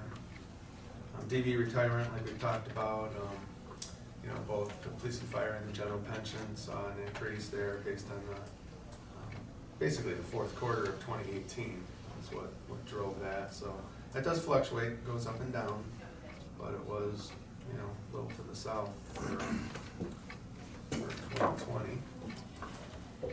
The trust contribution, we've talked about that, that's related to OPEB, putting money into the trust to try to become closer to the state's goal on our corrective action plan. This is the fire department's contribution or side of that.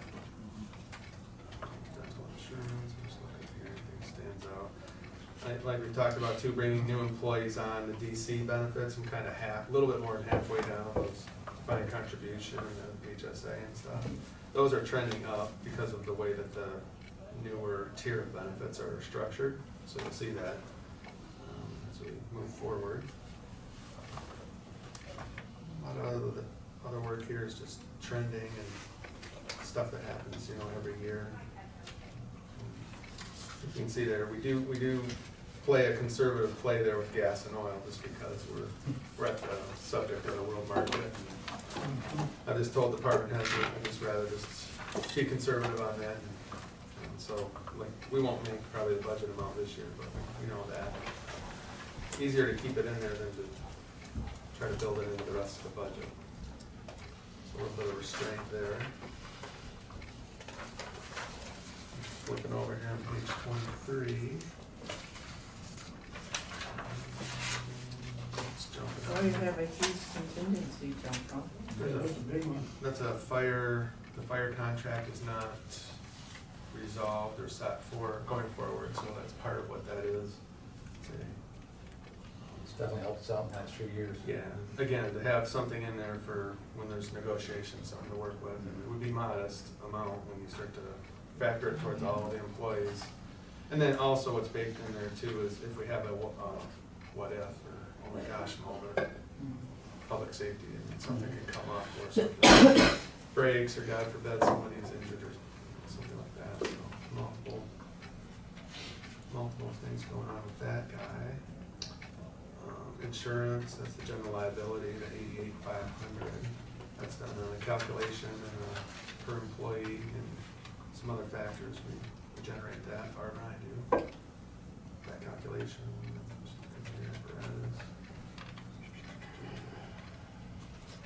The building rent that for all the fire stations in Pontiac, $1 Yeah.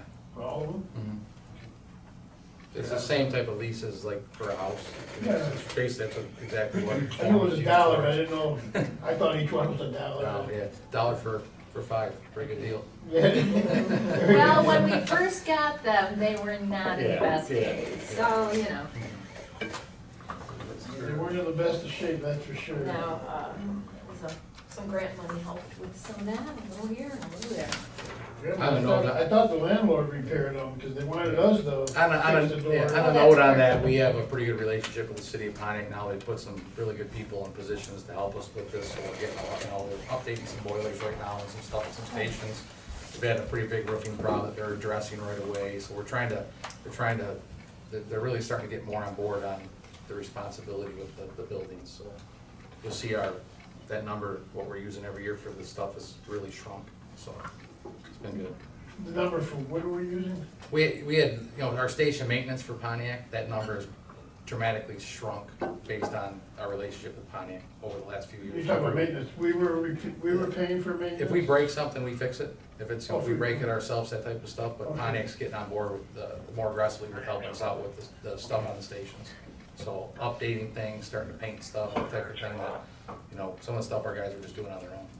They painted a room because they wanted to paint it, so it's just So they're being good landlords, Which is good. getting better.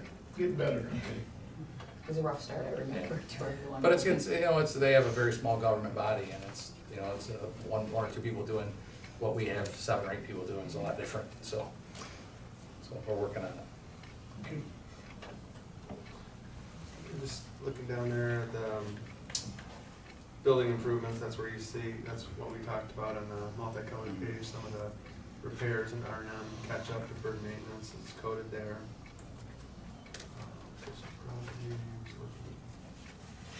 Fire gear changes, that's significant. Capital vehicle, that's where fire truck, fire engine, and the ambulance would be coded. That's at 97,136, that's where all the capital vehicles are coded. That one at the bottom, project allocation, that is, what that does is switch over to the township's 330 fund, and that's a set aside for capital items in the future. So that's like a pre-funding mechanism that we set up. I feel it's appropriate for the fire department, especially with having the city of Pontiac's contract, is trying to set aside money for those vehicles. Planning, it's for planning, right? They started on 100 and increased to Yes. 25 years. Stewards. Yeah, we met as a group with Chief Lyman and discussed that we have to start putting some money away for the Pontiac side.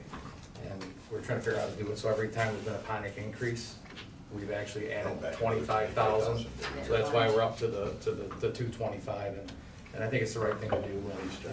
And it's gonna put us in a lot better, they went 50, 75, and it's been, every time we've gotten an increase, we've been using that. I think it's a great plan to force savings, and I think we need to stick with it throughout the contract. I think it's the right thing to do. It is, because It's an there's- expense related to that. There's wear and tear in all of those vehicles, and you have to somehow account for that, and at some point, vehicles will need to be replaced, so there will be money out of that contract set aside to do new vehicles. Almost like a depreciation account. It really is. Yeah, Exactly that. and the SAD money is specifically designated for Waterford, you know, so we wanna make sure that there's the funding for that side of things, and we wanna make sure that that line is very definitive and clear.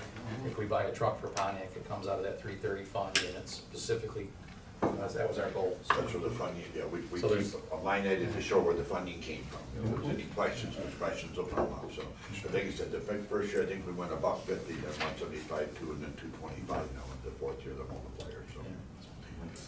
It's building up, it's nice to see. It's- But it's needed, because Yeah. again, there's wear and tear, and you have to decide. The only way they is- handle physical assets, period. Yeah. Otherwise, it gets away from you. They are the funding source, and they get the benefit of what would have We need to done. be fiscally responsible, and that's what we're doing here. But- Yeah, you'll see that number, when you're looking at the CAFR, the audit, if you look at the 330 fund, that's where, there's one for the general fund, fire fund, I think Parks and Rec has one too. I think And we it's might great. expand it, or recommend to expand it a little bit more, maybe with police. Water sewer has maybe a case to do that too in the future. Yeah, I like that It's concept. also a nice catastrophic fund. Oh, yeah. Something, God forbid, something bad happens, we have the ability to, there's some money somewhere. Right. Absolutely. That's what, yeah. And I'll mention that too, it's not really like in this budget, but when you see some of those adjustments at the end of the year, we talked about this the other day, good question, about the workers' comp fund, not the pay-as-you-go, like if somebody gets injured on a job, that's important, you have a budget for that. But when you look in the CAFR, you'll see, you know, the general fund and the cemetery fund, all that in the general fund. There's one in there called the workers' compensation fund, and the reason for that is if we had a catastrophic or a large incident happening with public safety or DPW or anything like that, that's what that money is for, because we're on the hook, we're on the hook for like I think it's 450,000. Right. As a, you know, before our insurance starts to kick in, so Right. you might look at it and say, well, geez, that's a lot of money, but when you look at the activities that are being performed and the size of the budgets, it's really not. So we're trying to let that one creep up there too. I think stewardship, I think it's our job to do Yeah, you that. try to fund for everything, but you gotta have the funding to fund it, so. Not too long ago, we didn't have that. No. We added 30,000 to it, I think. Yeah, each year. Actually, yeah, we should spend to that this year, or today at some point, the 19650 fund. All right, let's do that right now, since we're having so much fun. Get ourselves going. See the that's the transfers. that is. There it is, page 20. So, and this is the part that sometimes people get lost on with the township budget, so the general funds are more discretionary, so they, the millage there is largely, a lot of it is just transferred to other funds and for other purposes and whatnot. But the workers' comp fund is right at the bottom there, so it's slated at 15 right now, and then at the end of the year, when we do our analysis and adjustments, if we have more, that's one of them that we keep on the list to try to build that up. So, there's I think the cemetery fund is in there too, same thing, you got, to me, when you look at those, people look at those and they say, well, there's not much going on there, but there's a lot of pavement, there's, you know, fencing and trees and all kinds of stuff that someday there will be no revenue and there will be nothing but deferred maintenance. And we're on the hook for all that, so trying to set some aside. It's similar concept. And that's where all the transfers are happening from the general fund right there. So yeah, it's a topic that affects the fire department, actually all township employees and departments. So that's the crux of what's going on. You know, Matt has a handout for you, and Marley, plenty of time for their presentation and then discussion as well. I know we went over a lot of the items. Most of the stuff that I prepared was more of the fire line items that were related to the SAD and the first page that we went over. So in front of you have a quick little SAD budget request, but there was a little bit more than some things that weren't SAD on there. So if I start with the beginning, your papers in front of you should be organized in the way this is in front of you. My first request was requesting for a title change for Ann Ostrom, our administrative assistant. She basically is considered a departmental aide. She holds an administrative assistant role. And this came from me, not from her. I went down and basically took the two different roles and responsibilities for the township, and I went line by line what she does. And every single box for the administrative assistant was a check, and departmental aide was not so. So that was where I came with that. She's a long-term employee here. She's been here for 32 years. She's a great employee. We respect her tremendously. I always say she runs the fire department, and I'm the second person in charge because she keeps us in line and keeps things moving forward. But that was why my request was there. I think we can maybe work that out later on in the year, possibly talking with Gary and, you know, see how the budget's looking, and maybe add that later. But I think it's she's been doing the job for a long time, and she's good at it, and I believe employees deserve some type of reward for what they do, and that's why I had that request of the $2,500 increase for her. I'll save the overtime thing for the end, so we can, that's a bigger discussion, if that's okay with everybody. So that was a request in front of you. The engine, depending on how fast the budget's approved at the end of the year, there's an option called tag on, which I just found out with this last engine that we just went in front of you with the board. You'll see a rough quote on a truck. I kept it a little high after talking to Barb and Derek and Gary, because the reality is that steel prices, everything are through the roof. I really have a buffer there. I'm hoping that it falls below 500,000, but that went to 520 for a safety net, because I just think that there's a good chance that it's going to go up. But if I can tag on to this last truck we purchased within enough time, it'll help hold that price even less than the 500,000. It just depends on budget approval, and then, you know, make sure there's enough funds in, because I know it's hard for Margaret if we do like January 1, put a big ticket item in until taxes are starting to collect. So depending on how fast we can do that, that'll be very key and important. And currently with the special assessment district, if we get this truck ordered next year, the engine, there'll be 5 new vehicles. When I say new vehicles, something that's not 15 years old, that we're dumping insane amounts of money in. Blake's runs our mechanics division, and it's, you know, we're putting, you know, just insane amount of money into vehicles that are just, it's you would fix your personal vehicle if it was 15 years old and had these big costs, but we are where we are. But these new trucks are starting to make a big dent in our ability to service the older trucks. And, you know, taking 3 older trucks off the road every day and putting new trucks into service, at the end, sometime next year we'll be at 4, and then it'll take about a year plus for us to get this truck, it'll add 5. That's a huge change to our taking 15-year-old trucks off the road.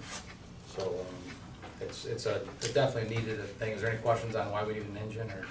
I think we beat that one up pretty good in the past that way. Yeah. How long is the time?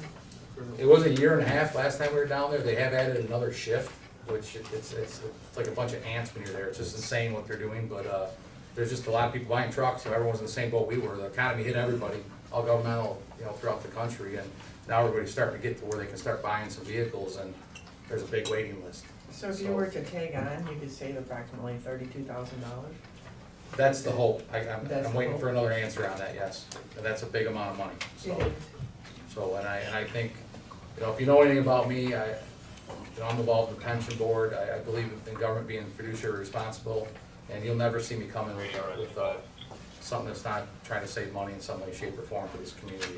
And that's why we're working with our salespeople every day. What are our options and how can we save money? So, and I think this engine, if I can get the tag on it, it'll be huge. The So, ambulance And it has to be done by December 11th. that was the one that we just purchased. Okay. So that's the one we just purchased. So I'm hoping I can tag on within January. I'm waiting for an answer from something.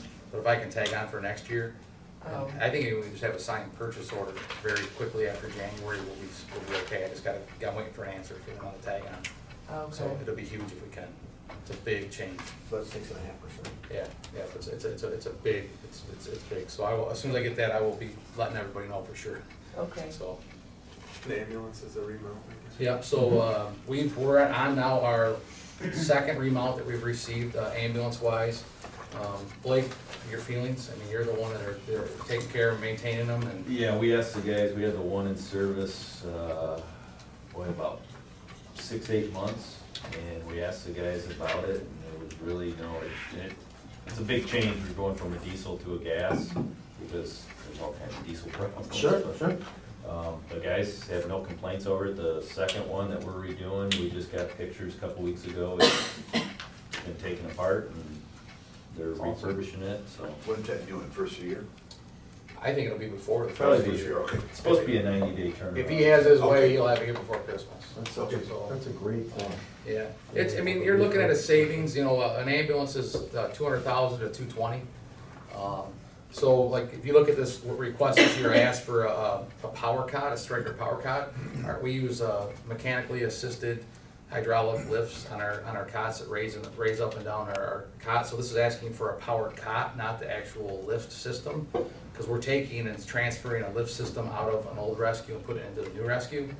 But our cots are old, and I don't believe in coming to you and saying I need 10 cots. I think that's an insane request when they're, you're looking at a $20,000 price. I want to start buying them a little bit at a time as we go, so we don't have a 20-year-old fleet of cots. We have, a 10-year span of cots, and I think that's important. That way it fits into the budget a little bit better. So that's why you see a cot being added onto this one, because our cots are old and we need to start getting one as we buy these trucks, so. And like you said, we had talked before, like every remount you do, your fifth remount is actually free because you were replacing animals with the same use of these. Yeah, the goal on the remount, the idea behind the remounts is that, it was Cleveland, right? It was Cleveland Fire that does it? Yeah. Cleveland runs a very large EMS system. They put 1 million miles on one box. That's the actual box on the back of the truck, and they transfer it at least 3 times onto a truck. The initial plus three. Well, it'd be +3 with the original, so I'm a little concerned about that. We'll see at the end of our lifespan if that's where we need to stay with doing the 3, but our goal is at least to do it twice. And as long as there's not, a huge change in the requirements for a rescue box, like, you can do it. And right now, they haven't changed the requirements from the national level, the NTSB with the patient restraints and stuff like that. You can keep doing this with not really a big cost. It's when they say, okay, structurally, we need to upgrade this, that's when we'll be done. But you wouldn't do that necessarily in miles, you did that in the time period, like a 6-year time frame or a 7-year time frame. Right So now- we're right now, taking- we're replacing 2009s. 2009s that are, if you drove them, you're thinking, wow. We got 150,000 hard miles. Last year I drove, we had a fire and I drove the crew down to the hospital. And I'm like, man, this is an old truck. I mean, it was, we're due, and we're making a huge dent. I will tell you, the support with the SAD, the support from the board, we're making a dent in vehicles, and it's just so noticeable, it's unbelievable. we got a ways to go, but it's work. This is a very relaxed meeting to me compared to what we had to do in the past, so, it's been a fight for money. You're allowed to Turn up the heat a little. They have to- And I was here today, someone beat their hands on the table and said people were gonna die. Oh, yeah, the people are gonna die. But then the next quotation goes into the Energy Shield. We held the line item at 100,000 in our discussion. With that, it looks like it's gonna fall dramatically underneath that.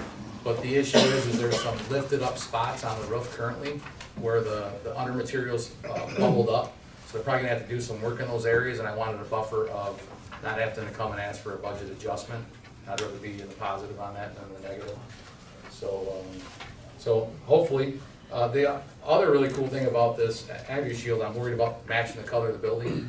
This is a spray-on material. They'll actually send samples out where they actually have a chemist give us some options. We'll put it on some spots on the roof. And then the part that you can't see will be white. So it's an energy reduction because we have black roofs currently and we run AC units on a 115, 120 degree roof. It should make it more ambient air temperature, so in the long run, it should cut some energy costs down in the station. So that was why we really looked at this Energy Shield versus painting plus the 10-year warranty, I think is important. Yeah. So, just everything else we looked at. And there is, I don't know, your picture might have been black and white, but you can pass that around and you can see You can see it better in color. yeah, you can see it better in color what's really going on with that roofs. Oh, yeah. So on the next sheet, is talking about the generator replacement for Station 5. If I get the 2 stations currently that are waiting for generators done this year, which was part of our SAD request last year, we'll have all stations, all of our outstations with brand new Cumming generators. On another note, DPW has a contract with Cummings Bridgeway, correct? Cummings Bridgeway, so they're working, the mechanics are working on now, would be working on all the same type of generator versus what happened at our station. We had a small, they called it a micro grant years ago, and they bought household generators to run a commercial building. It doesn't work. I mean, we have exhaust systems that we have to run for the trucks, for the cancer causing issues that we have with the exhaust on the trucks. They're not holding up to any bargain. They work to keep the station open, but these will bring the stations up to be able to run full power 24/7, 365 with a power loss.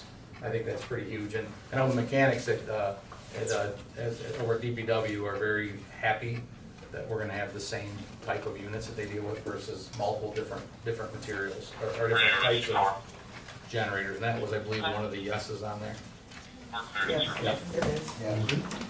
So, the Brix 911 system, Brix, currently, we have a free version of Brix that we use on all of our tablets in our vehicles and our smartphones. And it's a dispatching software. This is kind of the first baby steps going to the full Brix 911 in the stations, which will be smart boards throughout the stations.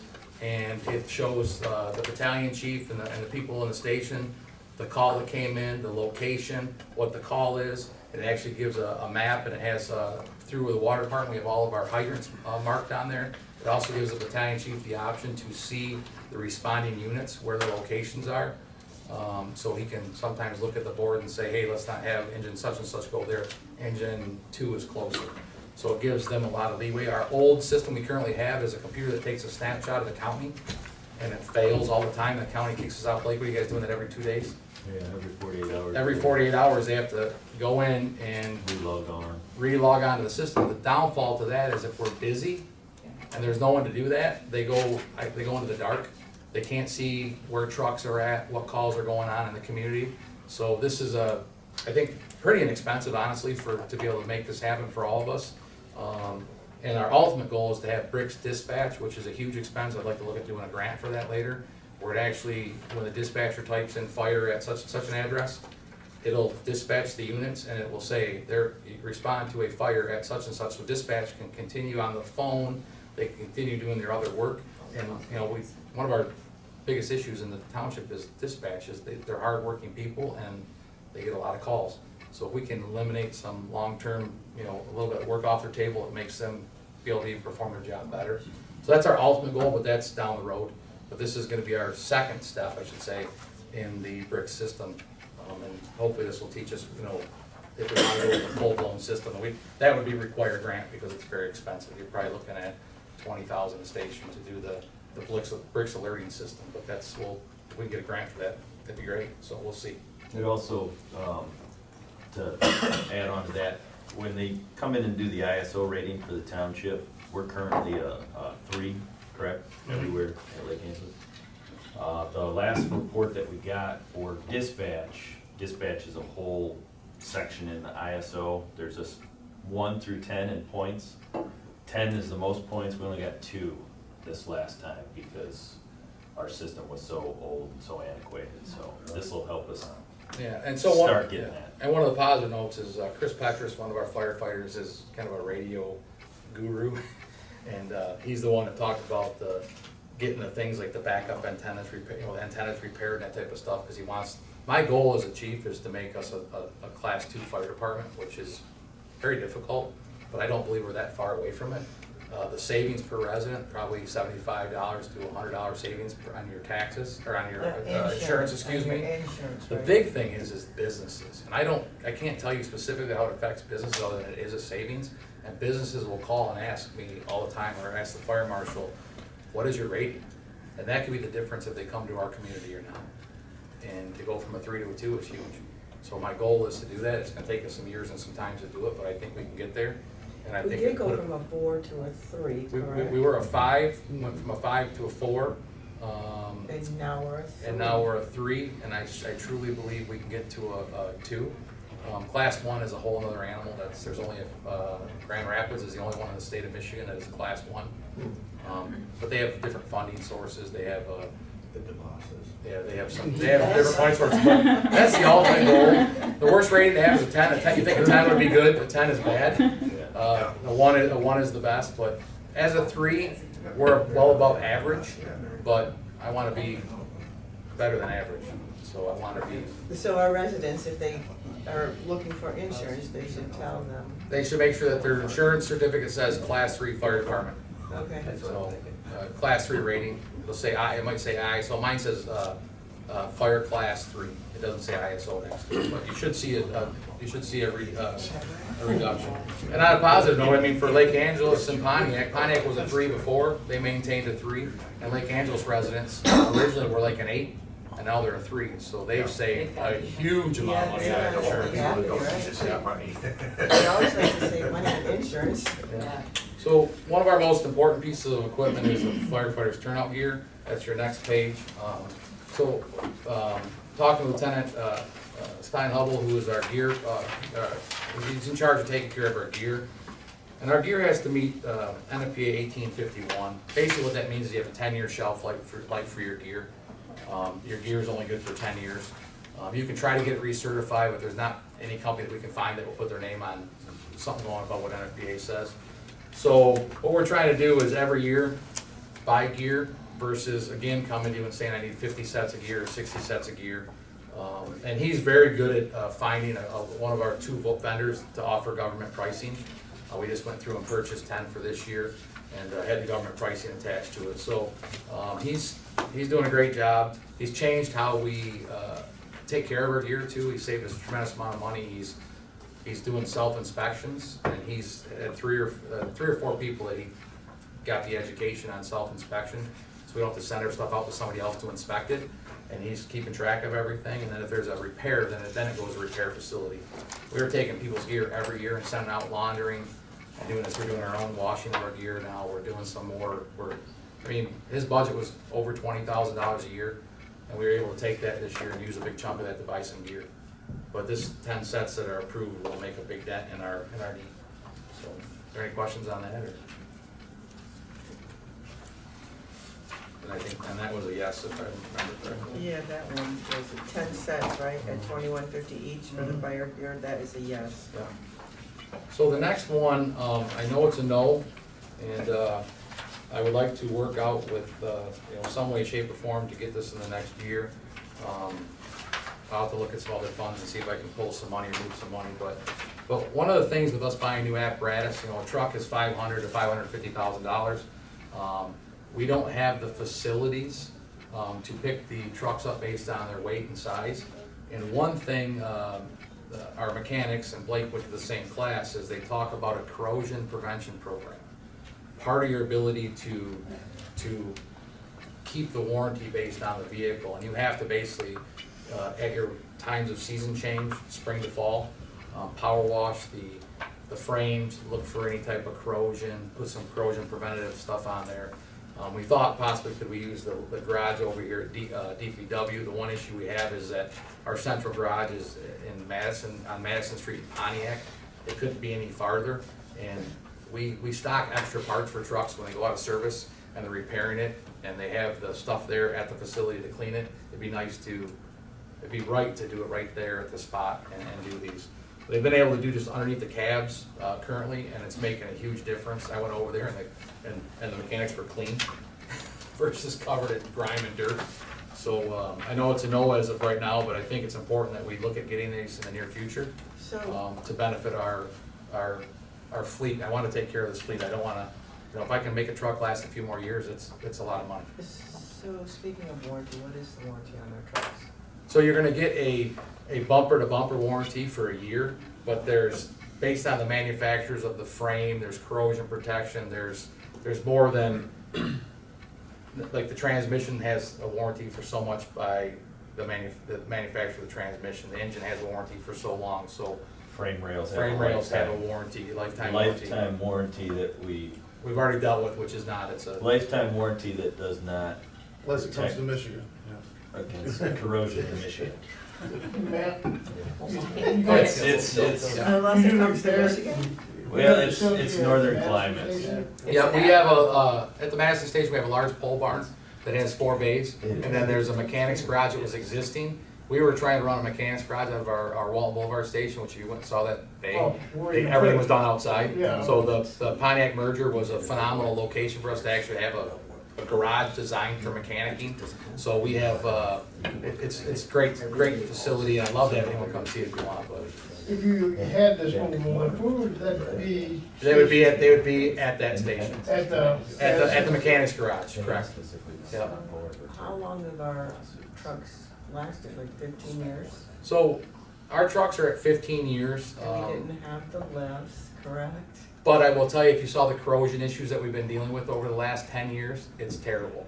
And we've had to do a lot of work on vehicles that has been additional expenses based on the corrosion. Blake can speak to it more.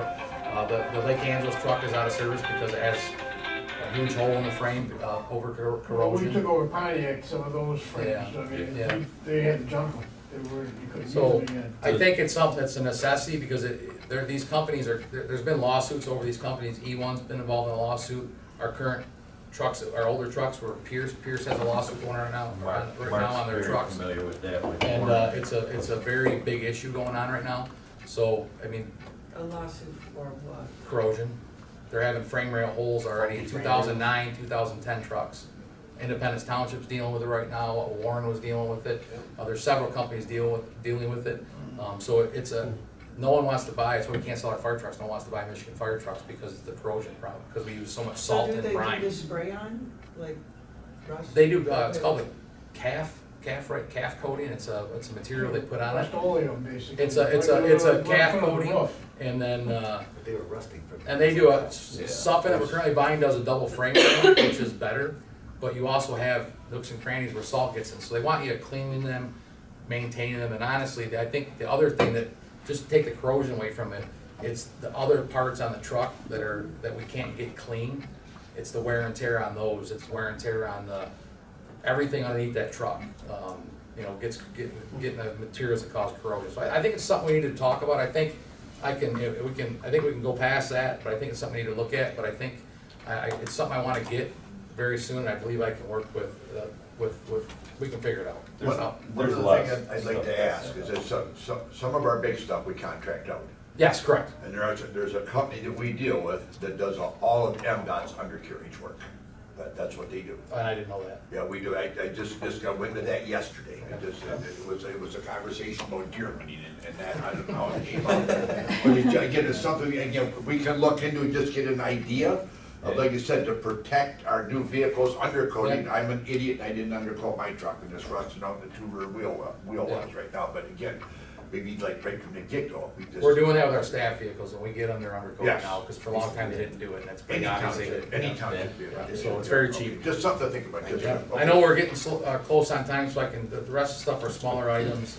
Seek Thermal Imaging Cameras is a new company that came out, they offer a very small, simple, almost the size of a cell phone thermal imaging camera. If you look at the bottom left, there's a thing that says Bullard. We've been paying $5,000 a piece for those. Seek are now about $800 a piece.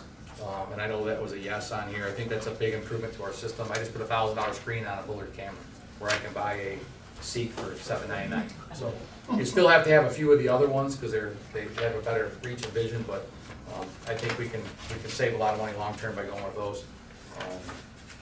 And then the PPE fans, I'll keep that real simple. We use gas powered fans right now. Our big push in the industry is to get away from gasoline use. You're gonna see everything in the fire service be battery powered, from chainsaws and everything, because of the cancer rate in the fire service. 92% chance of a firefighter getting cancer in their career. 42% for you as Americans. That's another great stat. I just did a paper on it, as you can tell. But this is another move towards becoming a healthier, better place for us, and we want to start implementing these. And the other thing is they don't put carbon monoxide into a building. We have a smeller a problem here. We can set up an electric fan here that has a lot of power versus running a gas motor that actually drafts the exhaust into the building. So you clear a building out, but you put bad stuff back into the building. So we're trying to go towards that. The 3-dash, the ladder racks. This is a good yes. Our ladder racks on 3 of our newer, older trucks, they're completely rusting, they got holes in them, they need to be replaced, and they're very expensive, and that's a great improvement. If you want us, the pictures, I apologize for not having color pictures, but it's bad. It's a hydraulic system that lowers the ladders from an upright position down to the sides for firefighters, and the new trucks, we've gone away from that, we've gone old school, and they're just mounted on the side of the truck, so Okay. that's. They're convenient to work out of the new trucks to transfer over to ones or whatnot. Yeah. And Yes. Okay. And these are our 3 trucks that we'll be holding on to the longest. Yeah, they're. Okay. With age, so they're the ones that, 2000. they're nowhere, 2001. those are the farthest ones out for being replaced. Okay. So I think it's important to keep them up. Any questions on that? I apologize, I'm going fast, but I know you have another meeting coming up, so. The water rescue suits, that was a no, so I'm just gonna skip that if it's okay with you guys. Well, I got a novel idea. With Gary's first year in office, you guys put him in the ice. Yeah. Yeah, Yeah, we'll give him a suit with some holes in it. That's what I should've done, I had a training with it. Who was that guy? Put Gary back out there again. Yeah, Yeah, let's put him out there, what was it, Mason Day Lake? Yeah, the next document, you'll see some cross outs on it. We're working on some of this stuff with, right now with IT regarding the phone conversion system. The Bricks streaming system, we're skipping, but we need to replace Fire Station 1's backup radio antenna. That was a yes on the thing. That's part of that, trying to get that to that level 2. Station 1 is a backup dispatch center, so we have to have a radio there, and that's part of that. So that's why Chris, we're in it. Plus, the county's gonna change the radio system, and this antenna will meet the new radio system, so we won't have to change. We're trying to avoid some big costs coming up here in the next few years. And then the UPS replacement, that's for all of our dispatch equipment. We wanna go with a better unit that's gonna last if we have a long-term power outage or there's an issue.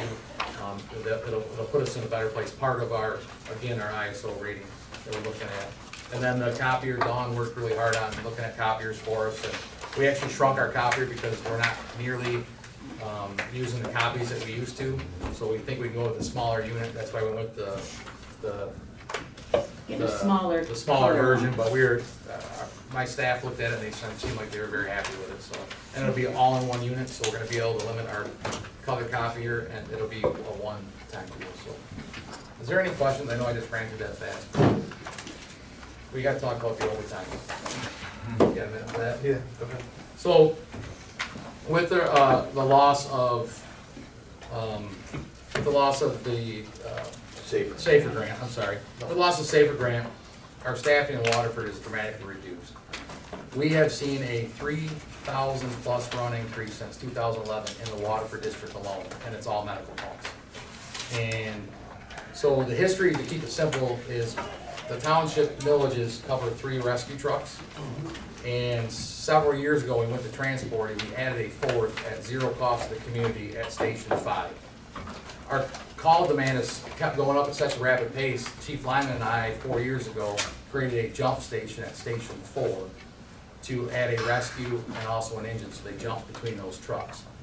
The issue we currently have is that with our current staffing model, with vacation, with work comp, with sick time, we went through the last 2 years, and one of our firefighters, an amazing numbers guy, went through what the estimated cost was gonna be to maintain Station 4, keeping that station open, and then our Station 5, that station open, based on the cost of calling people in to cover shifts. And the cost, that's roughly an additional $400,000 in our overtime budget. What I've done differently is we currently have Station 6 in Pontiac covers into the Telegraph corridor to lighten up some load on Station 2. Station 9 in Pontiac, Huron, and Telegraph is now coming into Station 3's area. Station 3 is our busiest station. to help reduce some. Yeah, but that doesn't have a rescue at it, so the rescue's coming from Station 3. But I truly, as your fire official, don't believe that we can close a fire station. And without this money, I'll be honest with you, I'll be forced to close Station 4 immediately, and I don't know how long I will be able to maintain keeping Station 5 open every day without this increase. I met with Gary 2 months ago? 2 months ago regarding this. I went through the numbers over and over and over again. Kurt Lane, one of our captains, is continuing looking at the numbers, and it's still trending at that number.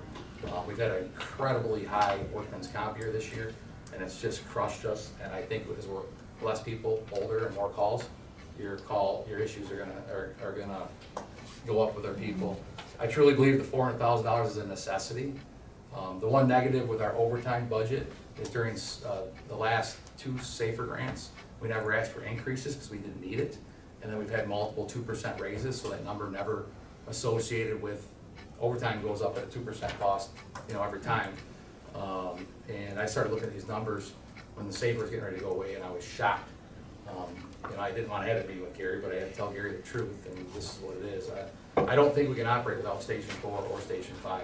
The 30,000 calls that you're operating. 3,000 additional a year. Oh, 3,000. Are they, have you looked at them, are they to the assisted living units, or are they all over? They are crushing us. The assisted living? Assisted living, and every time we add one, it's just there's more supposed to be calls. another I do one. have Captain Cooper, our AMS coordinator, I want to start breaking down the last few years before to be able to show you as the board this incredible cost. But we have had 11 calls this morning in an hour? From 6:30 this morning to 8 a.m. 8 a.m. Waterford alone had 10 calls, 10 and there was calls. one in Pontiac. And we're running out of rescues. No, it was they had a car accident here. There's other medicals. But they're at Telegraph and Dixie, 1901. 1901, which are there all the time. They're at Canterbury all day long. Because I know that this is a municipality problem, that they're all dealing with it, and we've talked about this over the years, billing them. So on a positive note, we Separately. collect revenue from the transports out of those facilities, but that's, our transportings went up, but the cost is, everything around us, from the trucks to the, Right. everything else goes up with it. So we see we're bringing in $2 million in transporting fees. It just helps offset part of the cost of the system. It doesn't Right. cover the whole system, you don't recoup all your money. And then the other issue is private ambulance companies are failing. So we, on a regular basis, even with 5, are asking Bloomfield Township or West Bloomfield to come into our community to cover calls. And it's only gonna get worse with us taking Station 5. And on that note, to keep that number as low as I could, I've created Station 5, which is normally a 4 firefighter station, is now a 2 firefighter station. I don't like that at all, but I can't close. It's not fair to the people in the northwest corner of our community to close their fire station. I just don't think it's right. I think it's gonna hinder our ability to protect our citizens. And we're gonna break 9,000 this year. And that's just Waterford, and Pontiac's about 9,000 runs. So if you look at the city of Pontiac's trending slowly up, but we'll do 4,700 to 4,800 runs in Pontiac this year, which is We're not running rescue over Pontiac. no. But I will tell you, That's fires, I get but mutual- 2,700 fires a year. Well, we run in the city of Pontiac. We run a model of, we only go on advanced runs, so shootings, stabbings, car accidents, Chest pain, difficulty breathing. chest pain, difficulty breathing, something that somebody's in trouble. If it's a doctor's office, we don't respond to doctor's office, we don't go to slip and falls, we'll go to a lot of lift assist, because, you know, the ambulance company gets there and it's a obese patient, which is, it's amazing how large our society's getting. But our rescue's not working No. over. No. Our choir's responding to that. But we do, Units in Pontiac. we do as a community need to understand that we are part of a mutual aid agreement pact, where when someone's in trouble, we go, and we have, maybe a half dozen runs a year that we will pull a call because Star has no one left. Now, we bill for that, obviously, Okay. but that does happen, it's not very common, but private ambulance companies are hurting. I mean, the paramedic shortage in the state, that's a whole nother discussion, we're gonna have to have it another day, but it's gonna be very difficult to get, I mean, you're looking at people looking to hire 10 firefighters, and they're getting 10 to apply, and half of them have a pretty serious criminal background. So, you know, If you get Madison two or Heights is three down, out I of think, 8 or 9 firefighters right now, and they're having a hard time getting them. Who's So, down? Madison Heights. So it's a trend that's facing everybody, but some communities are looking at doing lift assist charges for the nursing homes like we talked about. But, you know, it's hard to get someone to fill in those positions. And we do need to have another meeting after budget is done, and discuss the future of the fire department at Waterford. And we had this conversation at the last budget, that we have to look at other avenues of maybe some type of an ordinance with the assisted living facilities. Especially with Meadowbrook, Waterford Meadows. It's, How many runs do you make in those payment low taxes places? we'd have to pull exact numbers on them, but it's, you know, the reality is demand for services going up. It's only gonna get worse. The baby boomers are now at the age where they're Right. requiring ambulance service on a And we're regular not the basis. only one, this has been a It's- topic it's- of it's- discussion. It's everywhere. Yeah. So the reality is that this overtime is a temporary fix. I'm very concerned as a chief of running a department on overtime. I don't think it's the way to operate or run. I don't have an option right now. We need to slowly boost up the personnel numbers on our department. We are at, just so you know, the Waterford District operates at 2011 staffing numbers. And actually, 2 less than the staffing numbers in Waterford, because we pulled 2 inspectors up with the contract in Pontiac. The 5 people put us basically right at where we were at 2011, plus 3, excuse me, plus three from 2011 numbers. So we need to slowly but surely start building those numbers up, because it's cheaper to run on overtime right now, but it's wear and tear on your employee. Back injuries could be 70 to 80,000. I had a gentleman that was off this year. He's still off, looking at off at the beginning of the year, is looking at being off until probably into January. The cost is astronomical, and those, every time you have someone off on that, it costs you overtime in the long run. Matt, do you think servicing Pontiac's is worth it for Waterford Township? I truly believe that we benefit from this. How do we benefit? I think we benefit, and not only financially, but on the ability to handle our emergency calls. The issue we have is we only have 5, it's a rescue issue, a medical issue that's killing us, but when it comes to fires, if we're basically dropping 2 fire engines that are in service permanently by doing 2 jump stations, those trucks are gonna come in here to help us more. And, you know, we have a truck that sits at Huron and Telegraph as a 3 firefighter station that goes on every single fire and every major car accident, and it comes into Waterford on a regular basis. So I think the big picture is we're better off together. I think we need to look from a financial situation and do a 3,000 foot view of what we look like without, what we look like with. Okay. And, but I truly believe that this is a good relationship to have. But we just gotta make sure that it's a equal share of Well, cost benefit across Waterford, across the board. With the mutual aid, wouldn't you be picking up any slack anyway? Correct, and with Mavis, so Michigan's, I know we're going past your time, I apologize, but Michigan box alarm system basically is the Mavis system that all fire departments are now part of. If they call you, you're supposed to go. So, you're gonna see mutual aid becoming, the numbers are through the roof, and I think we should have maybe a work session at some point in time where we discuss this in a larger sense, but there's some very, very, very, big hurdles coming our way when it comes to just getting employees, maintaining the EMS system. There's a lot of things to look at, and I think we need to really look at as a group, with or without. So, Yeah, the SAD allows you 9 firefighters per year to hire. 5. It's a 5, okay. 5, yeah. I don't know, I got 9, must be. We had three that were laid off, were through attrition, I that guess the- retired, and we brought 3 back, and we added 2. How's 2 your more. recruiting going along? Are you getting Well, people? currently, we have a list that's based on the layoffs that happened with the special assessment, or excuse me, I got it. SAD. The Safer Safer grants. grants. It goes under that, Yeah, so, SAD. so we currently have a list, so that list is established for 2 years, so currently, we're not having to go out and look for employees. Okay, But those firefighters are gonna be gone before you know it. The last safer that we had prior to this one, we were off, had about a 5-month window that we didn't have it. And we only had 12 people come back. I think it might be less than that, 10 or 12 people that came back because they were just gobbled up. It was really low. It Out was of- hugely low. The safer grant that we just lost was for 39 people, and I think we only laid off 14. Because we were not even able to have 39 in. It's very tough, yes, it is, sounds it. tough times. There's, jobs are plentiful other places. Well, and again, like I said, the talk at Oak Cats was they were all pleased that Waterford Safer Grant away because they knew they would have very well-trained firefighters to hire in other municipalities. Yeah. So, as I said, we are a role model. So if I can add one thing, first of all, thank you for the support as a board for what you did a year ago for us for the special assessment district. I know it was not a favorable by everybody, but I truly believe it's put us in a way better position, and I thank you for that. If anyone has any questions, please call me. I'd be more than happy to sit down with anybody and just do what our issues are and our problems are. But, hopefully everyone has my cell phone 24/7, 365, it sits next to my bed, so don't be afraid to call. Is there anything else you need to tell anybody? Okay? Is there anything else you need to Well, tell? on a positive note, if the Civil Service Board announces or approves our certification of our list next week, I will be your chief. Thank you. And Good. Carl will be your deputy chief.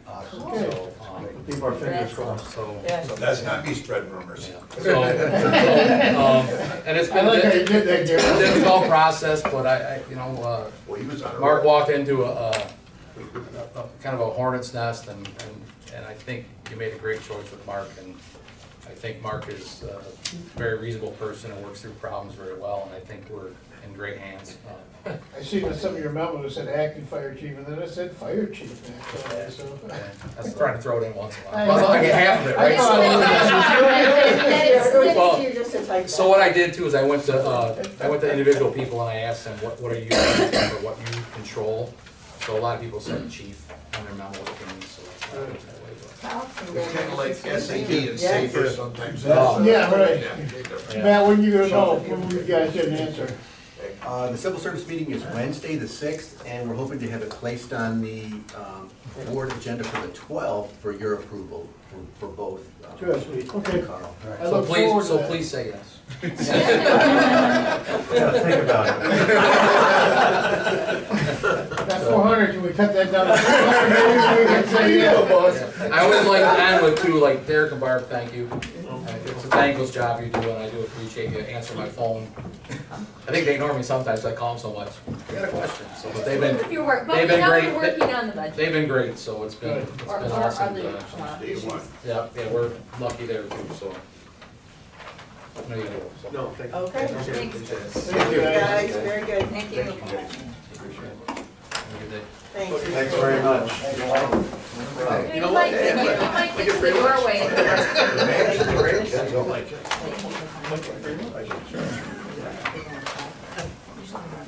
I'll score you. Take John's name. Hey, you know what, I'm giving credit, they're not wasting But things. that's Veterans Day, so that's it, so then if they approve this, then they can. That is what I did. And so I think it is, or we We get to breathe? I don't think we got to breathe.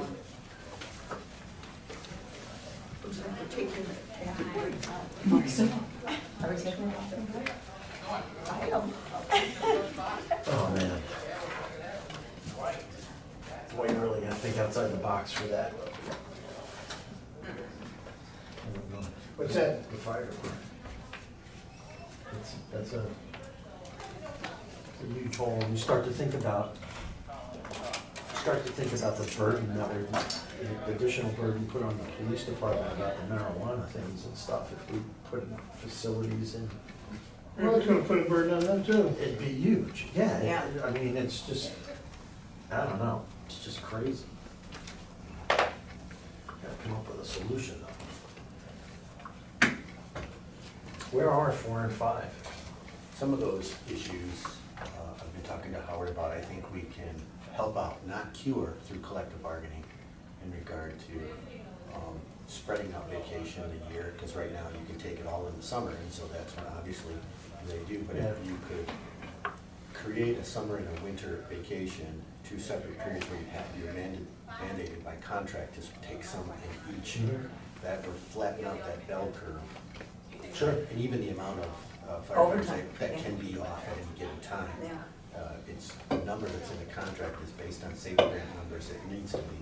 Adjusted, because that's, Right. what's the story with the SAFER grant? Why can't you continue to get it? Is that We gotta something? keep reapplying for it. That happened to us before. We got 1 year, lost it for a couple of years. And then reapplied, got it again. the cap It's federal money. We need to get on it. How do we? Well, they did applied away for it with again, Oh, they and did. then they get it.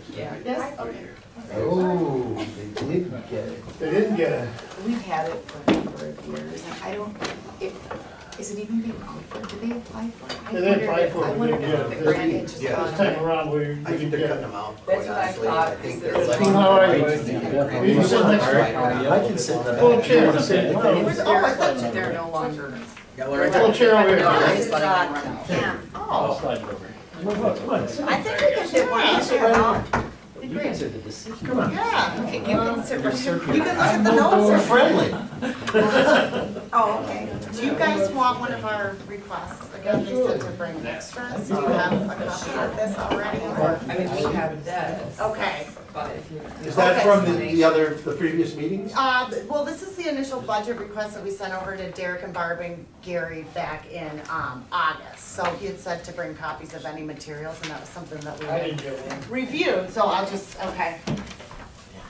Is it to make extras so I can work for you time by? You look very nice. Well, thank you. You got some sun, where you been? I was in Florida. My Since you husband made for his copies with 50th that. birthday wanted to go surfing, so we took a nice. weekend, Very home with his nice. friends. Fortunately, the weather didn't So you cooperate. took your husband there? Unfortunately, but we get to go back again. Jen, you took your husband there? What's that? You took Yeah, husband we there? went with, and some of his friends from high My school. wife took me to Puerto Vallarta, Mexico for my 50th. Nice. It was a 4-day weekend, but it was still nice to get away. Hey, yeah, that's always a good thing, I so. cooked dinner in the kitchen for It doesn't look like it. Okay. Thank you very much. Birthdays or nothing. Good, how are you? Good. The older you get, the more you don't want Hey, it. every day's a celebration. Hello. Judge Fox, how are you, buddy? Good, sir. How are you? I'm good. You look like you got a little sun too, you guys. I did go for just a few Yes. quick days. The kids, we had some stuff we had to do down in Florida, so we got 1 day at the beach. That's torture. We got rained on really hard. Oh. Whatever was pushing through. That's torture. All right, so let's get at it. I'm in the middle of an exam. We're waiting for me to get back. You Calling gotta the wait for witness. Gary. Oh, Sit shit. in Gary's Let's go. seat. Gary and the budget people. Tell him to get his ass in here. Let's go.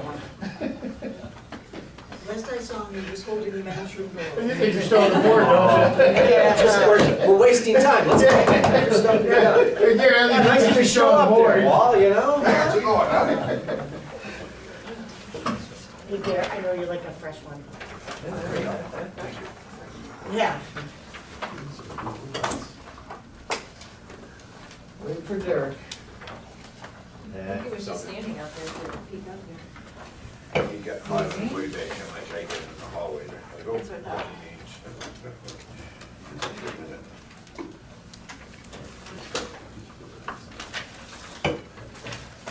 How are you today? Good, Gary, how are you? Good. Well, that's some ostrich. That's not very questions. Oh, yeah? No, no, I wouldn't do it that way. Oh, sure. I do. Other times pitching, I'm Got a like, lot of nerve, I'll tell you. He's already got a roll. Someone sit next to you. so, we'll see, you know, Well, They showed him pregame yesterday throwing. I saw him, no, I saw him there, Yeah, but I quarters still of a shot in the net. wonder how long that holds for, so we'll see, it'll be a good game. They got animals in just the back.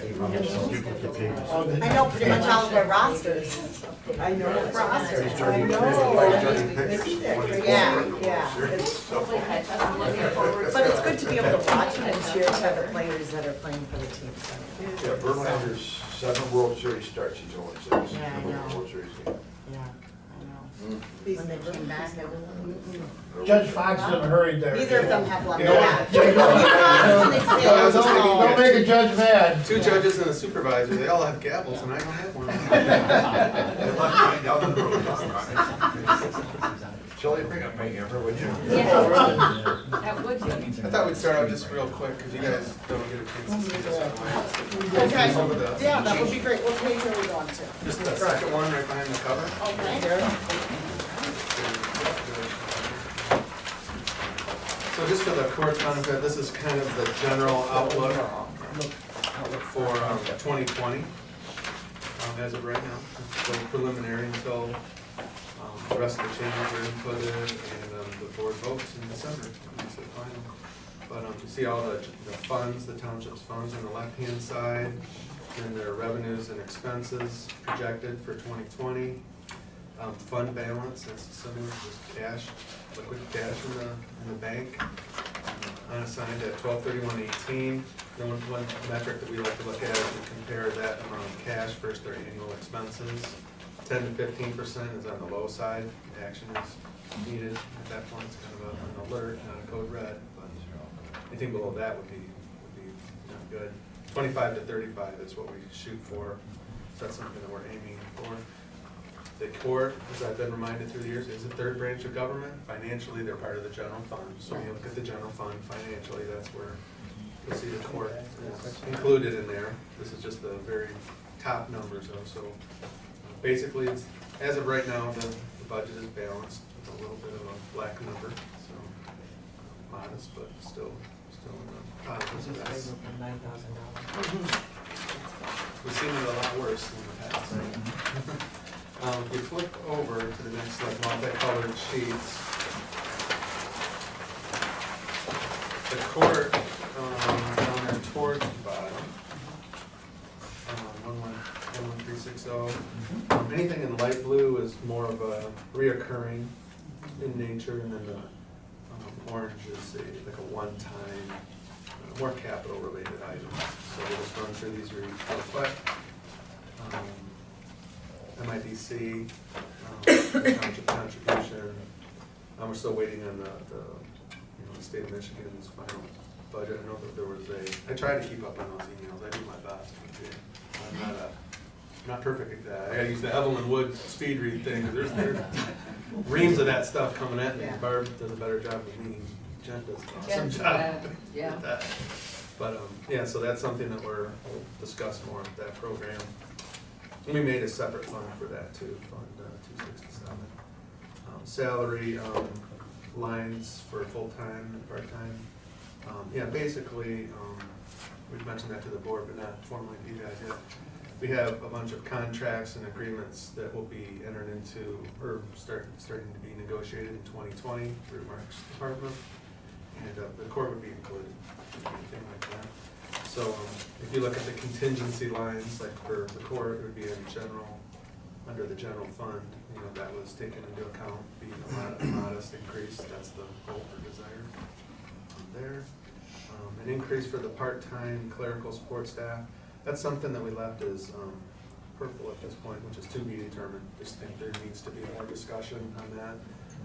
Try to pin down as much as we can. Gary puts a lot of time in on this, getting all his recommendations in. The cleaning contract, we tried to factor that in because there's already been a change for that.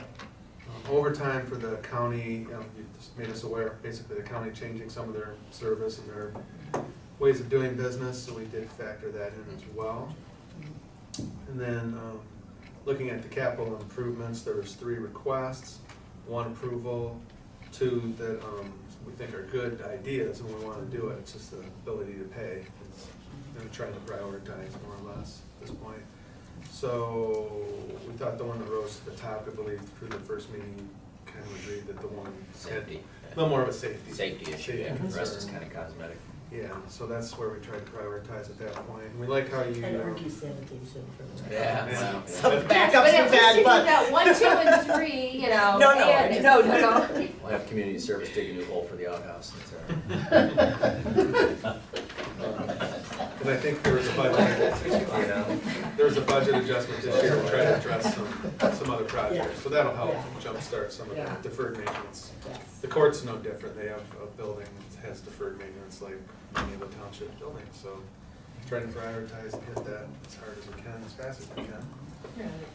This year for, this township-wide was the phone system, and then we've made advances on doing the parking lot. It was a very, but in turn, it was upgraded and done, but it starts to take resources away from internal projects, so. Just draw, I'm gonna flip over to the budget document, go to page 2, about half the way down, a little bit more.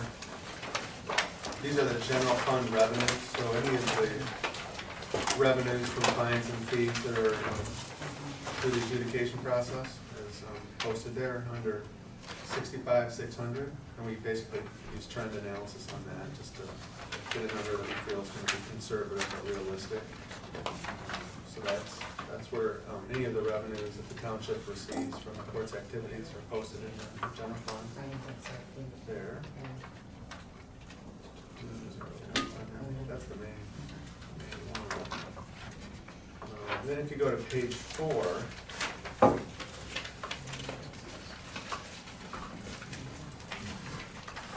see the district court. These are the expenses that are related to operating the district court in Waterford. A lot of them are self-explanatory. A lot of them are, most of them, in this case, are related to people and their benefits.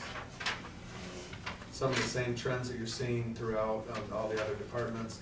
The defined benefit contribution went up. The pension fund did not do as well. It ended in 2018 is where they ended the projection for the study for this year's contribution. Excuse me. Retiree Health Trust, that's trying to, the township's under a corrective action plan with the state of Michigan. It's made some progress, made some changes, trying to put a little bit more away to get invested to help offset the very large unfunded liability. That's what that number is there. Like the other departments, you see the defined contribution numbers, those 71, 780, 792. As new employees are brought on, they are covered by those new benefit tiers, so those numbers go up based on the plan designs for the benefits for new employees. Services, other professional, we did back off that a little bit because of the MIDC now covering part of that, so we just kind of put together a number we felt that made sense there. Went after that to try to load balance a little bit. So a lot of the computer lines, some come from Jared there. Just trying to look at any of the some changes there. And the very last, on page 5, that very last line, that's where you see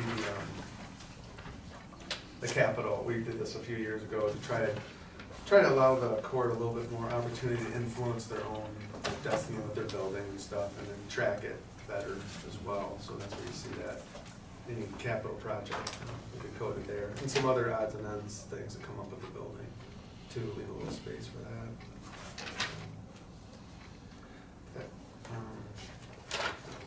Do you want to talk about Fund 267 now? IDC?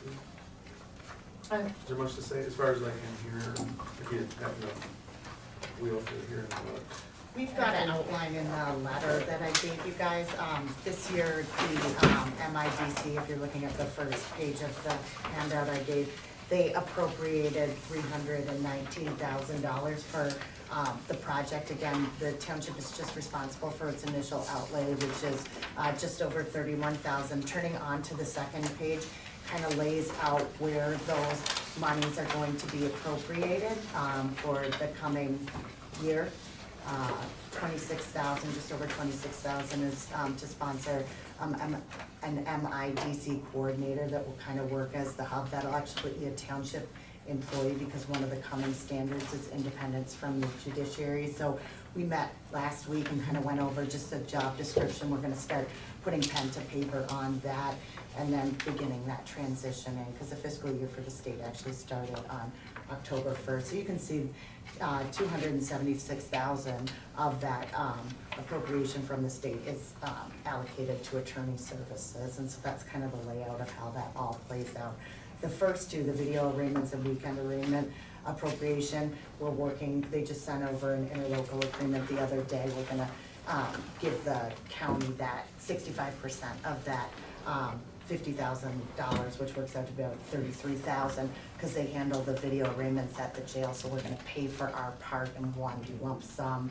It seems to make the most sense, and then moving forward into fiscal year 2021, they'll just allocate that money and consider it in their request, so we won't have to deal with it, which the more we can lean on the county for things, the better we are, because They're doing the work. Why You know, we they're- create they're- the- Yeah, they're kind of like a leader in that area. We still have to take care of our stuff, but in that field is what they're working on. Right.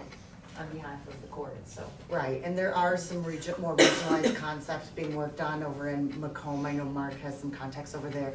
We are hoping that we can follow that cookie cutter outlay as time goes on. I think now that all of this is played out, I know Nicole Smithson is our regional representative for MIDC. She was in my office Monday, and we were talking about doing a budget amendment because we had a late bill that came in for under $300. She said there's one community that went over budget by $277,000. And so I know when we've been planning this over the years, part of our concern was that this gets pushed back down Waterford. Right now, the state's presenting all this.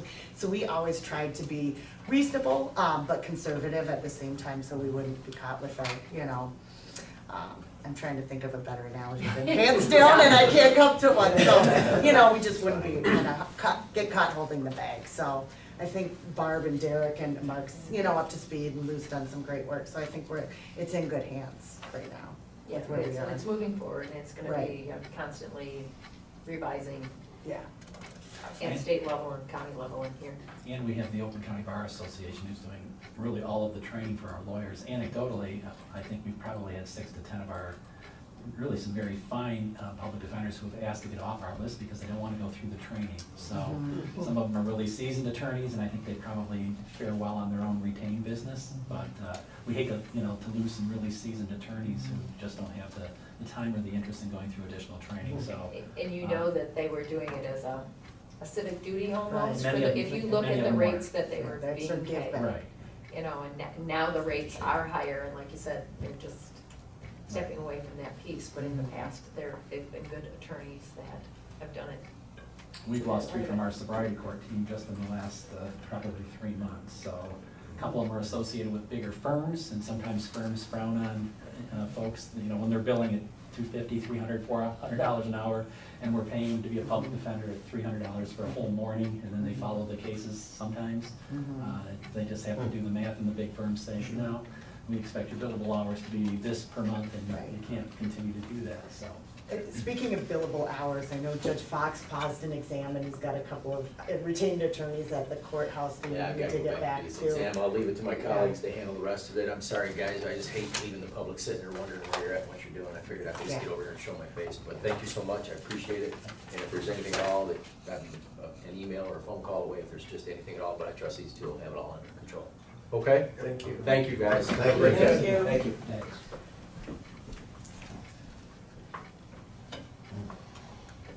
That was, that's the bulk of what I had to say. Okay. Do you want to just cover anything?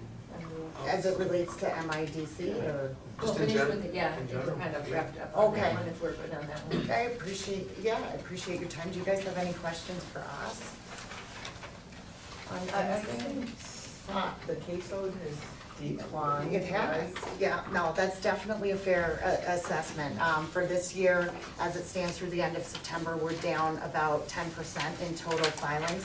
We have seen an uptick in our criminal filings and our civil filings. Unfortunately for you, as the beneficiary of a large portion of our revenue, those aren't big revenue generators. One of the things that we saw this year that was different than in the past, marijuana is legal, so our misdemeanor ordinance filings are down by 24%, but that's kind of in line with where our possession of marijuana, possession of paraphernalia pieces were. We also had a transition in the code ordinance officers this year, and so we've seen a decrease in those filings as well. The good piece is through the end of September, we brought in 1.3 million, some of our receipts, and we paid 243 came over to the township.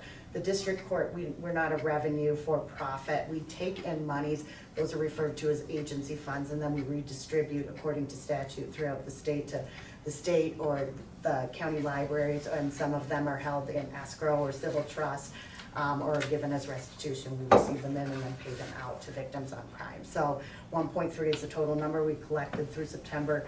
843 is what has gone back to the township. We budgeted for this fiscal year as 1.1, what your revenue would be. We're reasonably confident we're gonna hit that number. Again, December, I think everybody spends their money on Christmas presents rather than paying court fines. But we are just filing some tax garnishments on Friday. We have the ability to do that once a year. We're filing 186. We've been at that now for a lot of years, so there's less money to draw from. Also with our civil infraction filings down, we only have the ability to go after ordinance violations, and having less of those, we're better about making sure people pay on time, and so there's less outstanding monies to go after. So there's about 51,000 sitting out there with the tax intercepts that we're filing.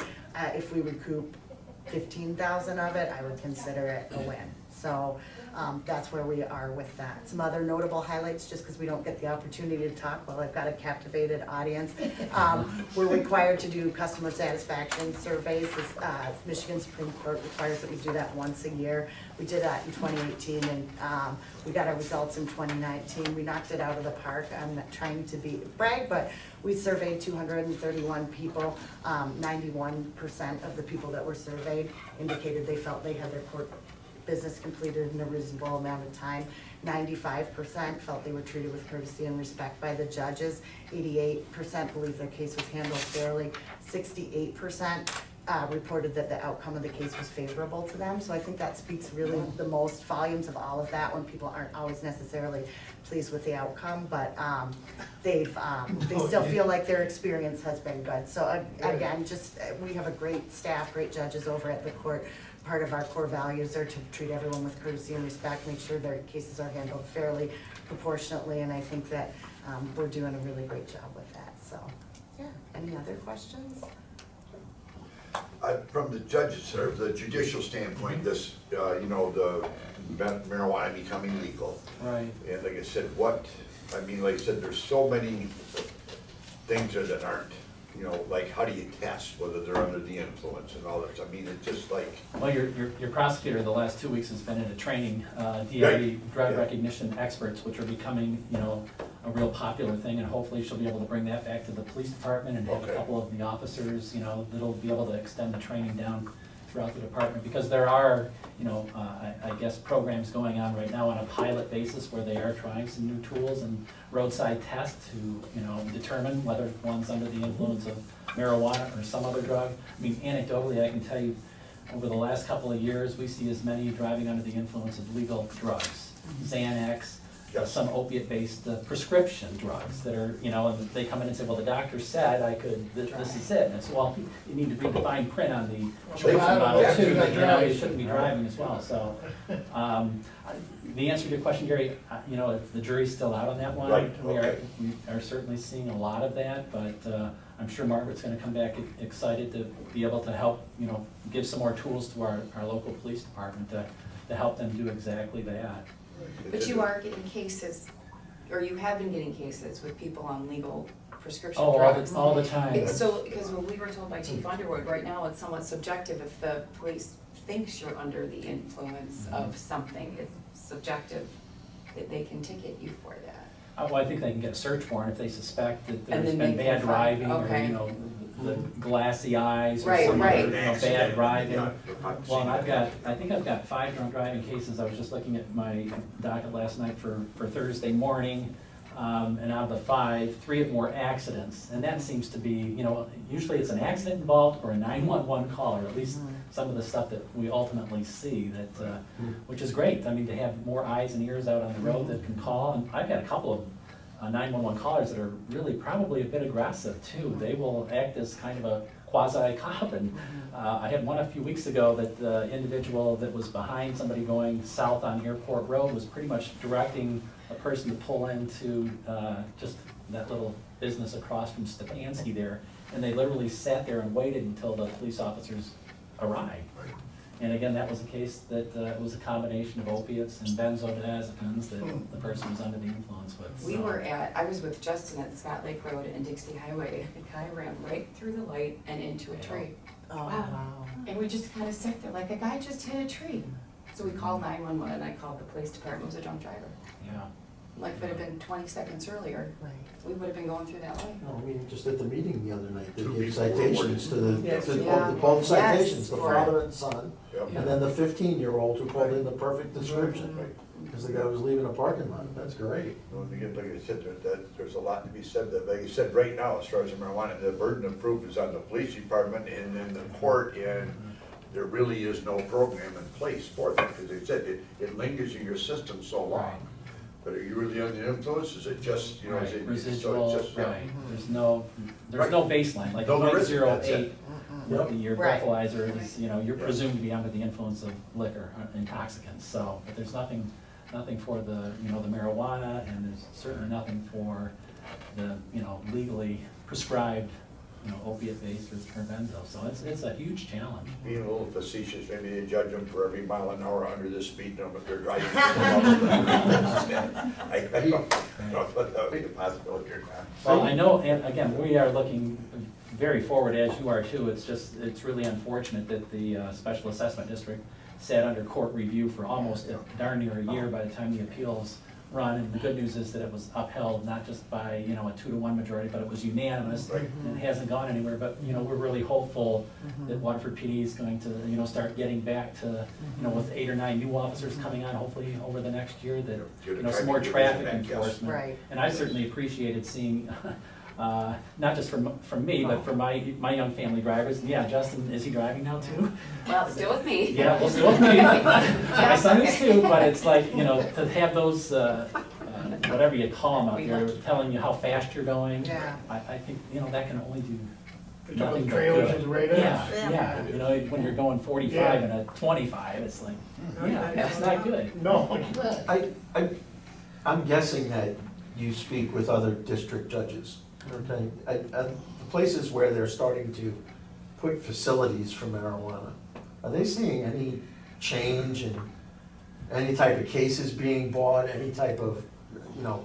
I think it's too early, really, for the To courts at even this know, point in time. Yeah, I mean, there've been moratoriums in many of these communities, and, but it's coming down the pike really Yeah, fast. And because- I fear what is coming. It's going down a very slippery slope. Chief Underwood was telling us last week something that they wanted for PD, busted a gentleman, I believe, at a car wash with 3 pounds of weed. Not Tony's car wash. Yes, Not Tony's car That wasn't mine. No, I mean, I'm saying, it wasn't mine, but he said prosecutor over the county didn't even wanna take the case. No, Yeah. And had to let him walk, I mean, Yeah. gone. 3 pounds. We're still They trying to were figure the out house. medical marijuana, and it's Right. been a decade since that was Right. passed. It is an absolute The whole thing's a nightmare, and it changes day by day. It's a civil infraction, so you can actually cite if the kid is under 18, because they shouldn't be in possession.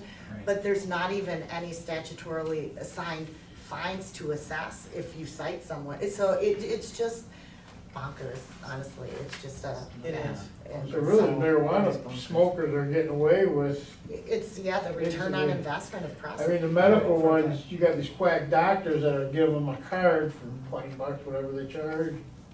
And, I mean, I see it all the time in the car wash, these young guys, I think, you gotta be kidding me, what's the matter with you?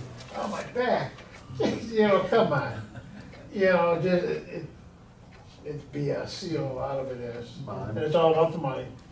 I was doing Tootsie Rolls a couple of weekends ago for the Knights of Columbus, and I'm telling you, people that roll down their windows, at least half a dozen cars in 3-4 hours. I see, People were in there, they had to be smoking. There was I no see it doubt. all the time, the car wash, I mean, it must be a big thing to ride through the car wash at the soap car. But I got kids, they got kids in the backseat. Yeah, yeah. You know, I mean, the car just looks like chicken chong when they open the window. And there's some guys, couple guys, I won't let them in my interior room until they air that car out. Right, You know, and I hear, well, I got a medical marijuana card, going, stupid, you're not supposed to drive yeah, and do your medicine. yeah, You know, I don't know, stupid, I want to, that's what I'm thinking. yeah. No, skunk is the new perfume at the courthouse too, everybody that comes in. You smell it too, you know? Oh my Yeah, goodness. it's just- Yeah. it's- Oh my It's not strong. Goodness.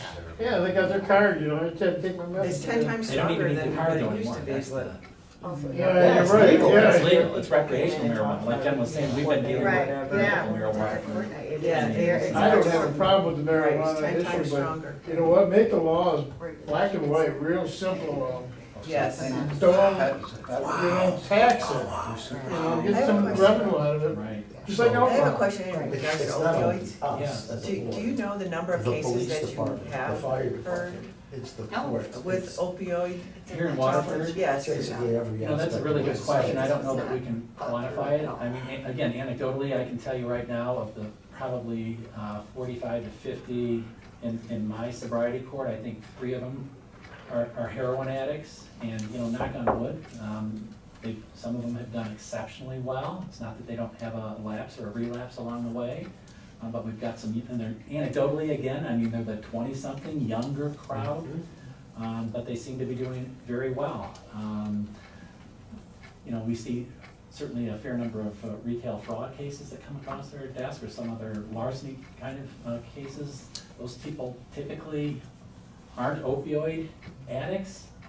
Some do, I mean, some are stealing. We had a chap down at Tenuta's in the last couple of months who decided he was gonna go in there and make his dealer's farewell party on Labor Day weekend a good one, so he stuffed about 6 New York strip steaks down his shorts and ran out.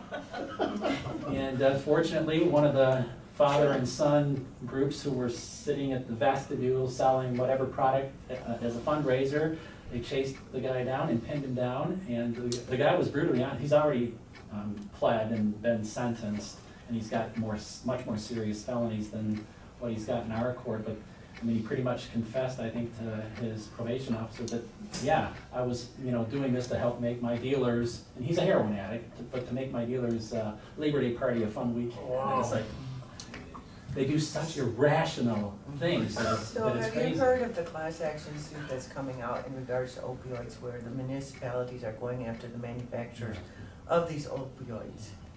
Well, many states have, I mean, they're Right. settling multi-million, if not billion-dollar judgments. Because it's that are going costing the after- municipalities so much money Right, to take care of these opioid people, cases, whatever, police department things, yes. Or, yeah, Right. no, it is, it's just. So it's coming out of Ohio, and there's, you know, whether we wanna join the class action suit, or whether we just, take our own case, because once you join the class action suit, you're in it, right, with everybody else, so to speak. And it's an opioid, it's based on opioids, they're suing the manufacturers of opioids. well, you know, for what it's worth, and I'm not here to give any legal advice, but to do that on your own would be a very. It would cost a lot. That's what they do. Talking about multi-billion-dollar Right, companies right. that will take you to court forever as a sole Right, right, municipality. right. That's what we did with the MTA for the big box store lawsuit. All the municipalities went together, put the money in to send to the Upper Peninsula, because they had the lawsuit against the big box stores, and that's just, we just put everybody together, all, you know, You just go with them. fund it one way, yeah. Right, So, because it's too and then expensive that to bring it on your own. Settlement passes on down, and it's the same for everybody, but like you said, to do it individually, it would be ludicrous, the cost would be just. The big companies got deep pockets and they can't spend it. And eventually you're gonna tap out.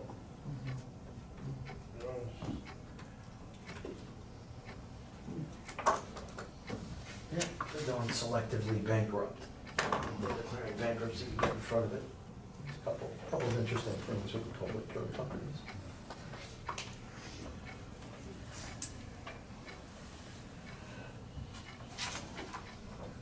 Well, are you satisfied Yeah, just one other thing, I wanted to touch on. No, quickly, just because we I spoke too understood soon, that, didn't I? no, I'll be quick, I'll promise. In terms of our part-time wages request, I know that's still under consideration, and I can certainly understand that, but I would just draw you to the memo that I handed out under the request for wages and part-time.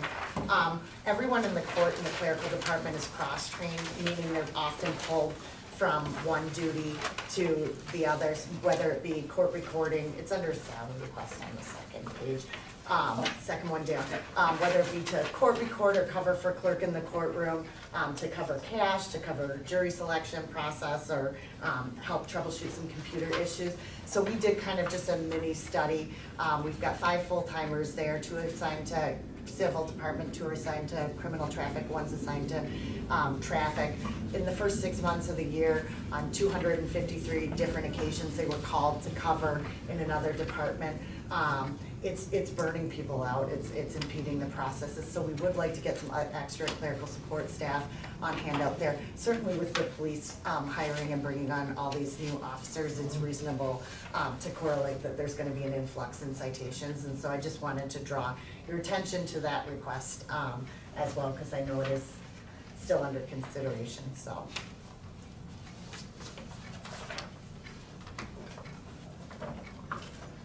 So what specifically are you asking for those part-time? Are you asking for more people? We or- wanna bring in a part-time clerical support staff who would be paid at the rate of $17 an hour. That's the starting rate in 2019. one For position. one person, we're looking for 25 hours a week.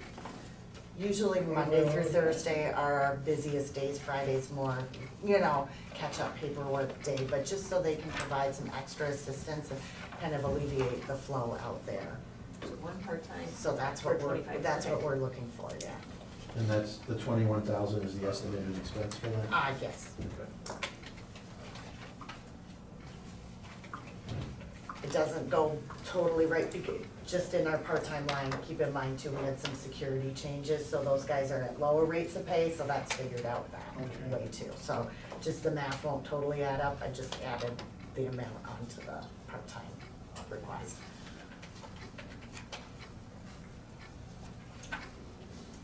So thank you, that's all I have. But the caseloads went down, do these people have anything to do with the caseloads? Yes, they're responsible for processing the tickets and bringing them in, just dealing with patrons that come into the courtroom, opening the cases, working with the detectives, and keep in mind, our criminal filings went up, so those are the felonies that are coming in that we're opening up the prosecutor's orders. They often have substantial bond conditions with them when they're at a higher level of case, and the civil filings are up too, so there would be an influx in tickets when the police department is writing more too, so yes, there would be a definite cause and effect and impact of that. So, Right, I understand that, if the police department, When, when that happens. Right, Maybe something. there are also other things, And if I could just piggyback on that and just give you, maybe a heads up, I don't know if you had the discussion with the Township Prosecutor Margaret Scott, but over the last several years, we've done our level best to maximize her services. And that's sometimes why, you see the parking lot somewhat empty on certain days and just jammed on other days. It's sometimes feast or famine. We're dealing with it, but at some point in time, I think we're gonna have to look to rearrange our schedules. We only have Margaret the 2 days a week. She's here on Mondays and Thursdays, and those are by far our 2 heaviest days. But sometimes that doesn't allow us to, we're here to mete out justice, right? I mean, in the end, people at the district court, they just want their day in court, and I think that's why some of those statistics show, all right, well, I might not have had a favorable decision, but I at least had my day in court. I got off my chest what I needed to get off my chest, and that's why I think some of those statistics are what they are. But I know that, again, it's not a regular occurrence, but there have been days that both Judge Fox and I have had to bring Margaret or a township attorney in on a third day. It might be to have a bench trial. You can't do a bench trial or a jury trial on a day when you've got 35 pretrials and arraignments and sentencing. So, Margaret does a wonderful job, and I know Mike Salhaney has been here this week from her office, Jenny Hill, who's been involved from her office, and has a great staff there. But just as we add more police and we Sure. find out that, you know, some of these cases are more complicated as well, so we have the state law prosecutor out there really about 4 days a week between Fox and my court. But just kind of a heads up that, you know, that resource sometimes is probably being stretched a little thin, and in order to be fair to our staff and us and our citizens, you know, we're trying to figure out how, I've had to call Margaret in on a couple of Friday afternoons. I said, I just can't set this bench trial on a Thursday when we've got all these cases. And she she understands it too, but, and so sometimes, you know, there's a need to have even 2 of them there as well, so, because she's handling really both Judge Fox and my docket, so just kind of a heads up that we're doing our best to, you know, to keep her budget and her schedule, you know, in consideration, but it may be, you know, it may be expanding a little bit, so if you hear, you know, a little, I just can't do it in, you know, those 2 days, just please understand that she's, you know, she's accurate on that, so. Okay.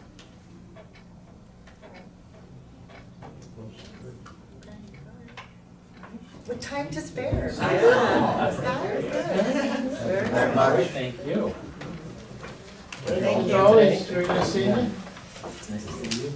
It's always good to see you. Thanks again. Bye, John. Bye. See you later, Good seeing thanks. you guys. Have a good day. Good job. Good job. Nice to see you. Tell Todd he missed all the fun. How is prosecutor compensated? Do we We're on have break? We have a fund for that, We have the general fund.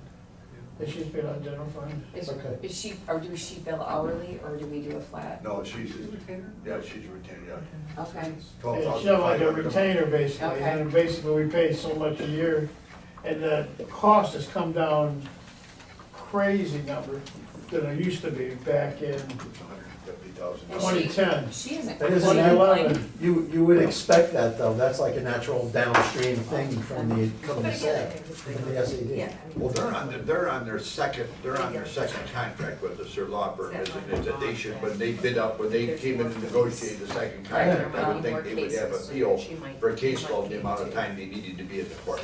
And I know sometimes you'll see the monthly billing, you'll see another prosecutor, a couple of prosecutors' names on there where they had to come in for other cases, so. Right, so in turn. So they have access to them if needed. Yes, they do, yeah, but there's 2, Monday, Thursday, the schedule goes for full days right there. And because they're on retainer, Yeah, jury trials. what's the additional, where does that hit us?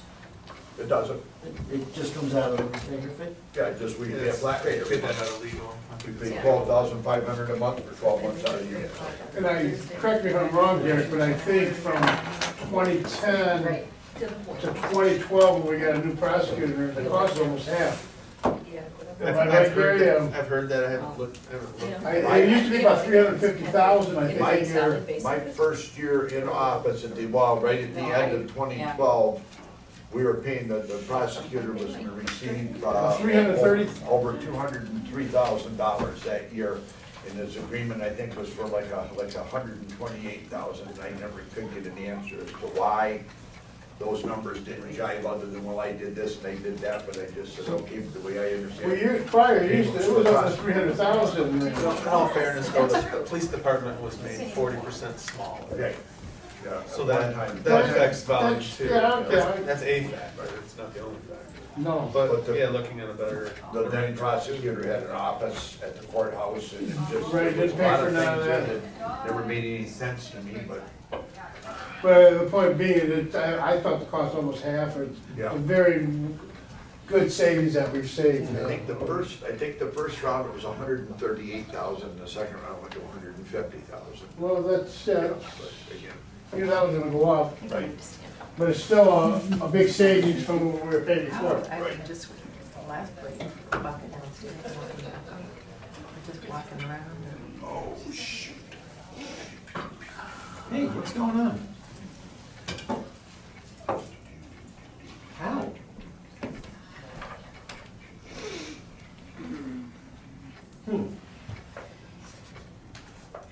Stretching.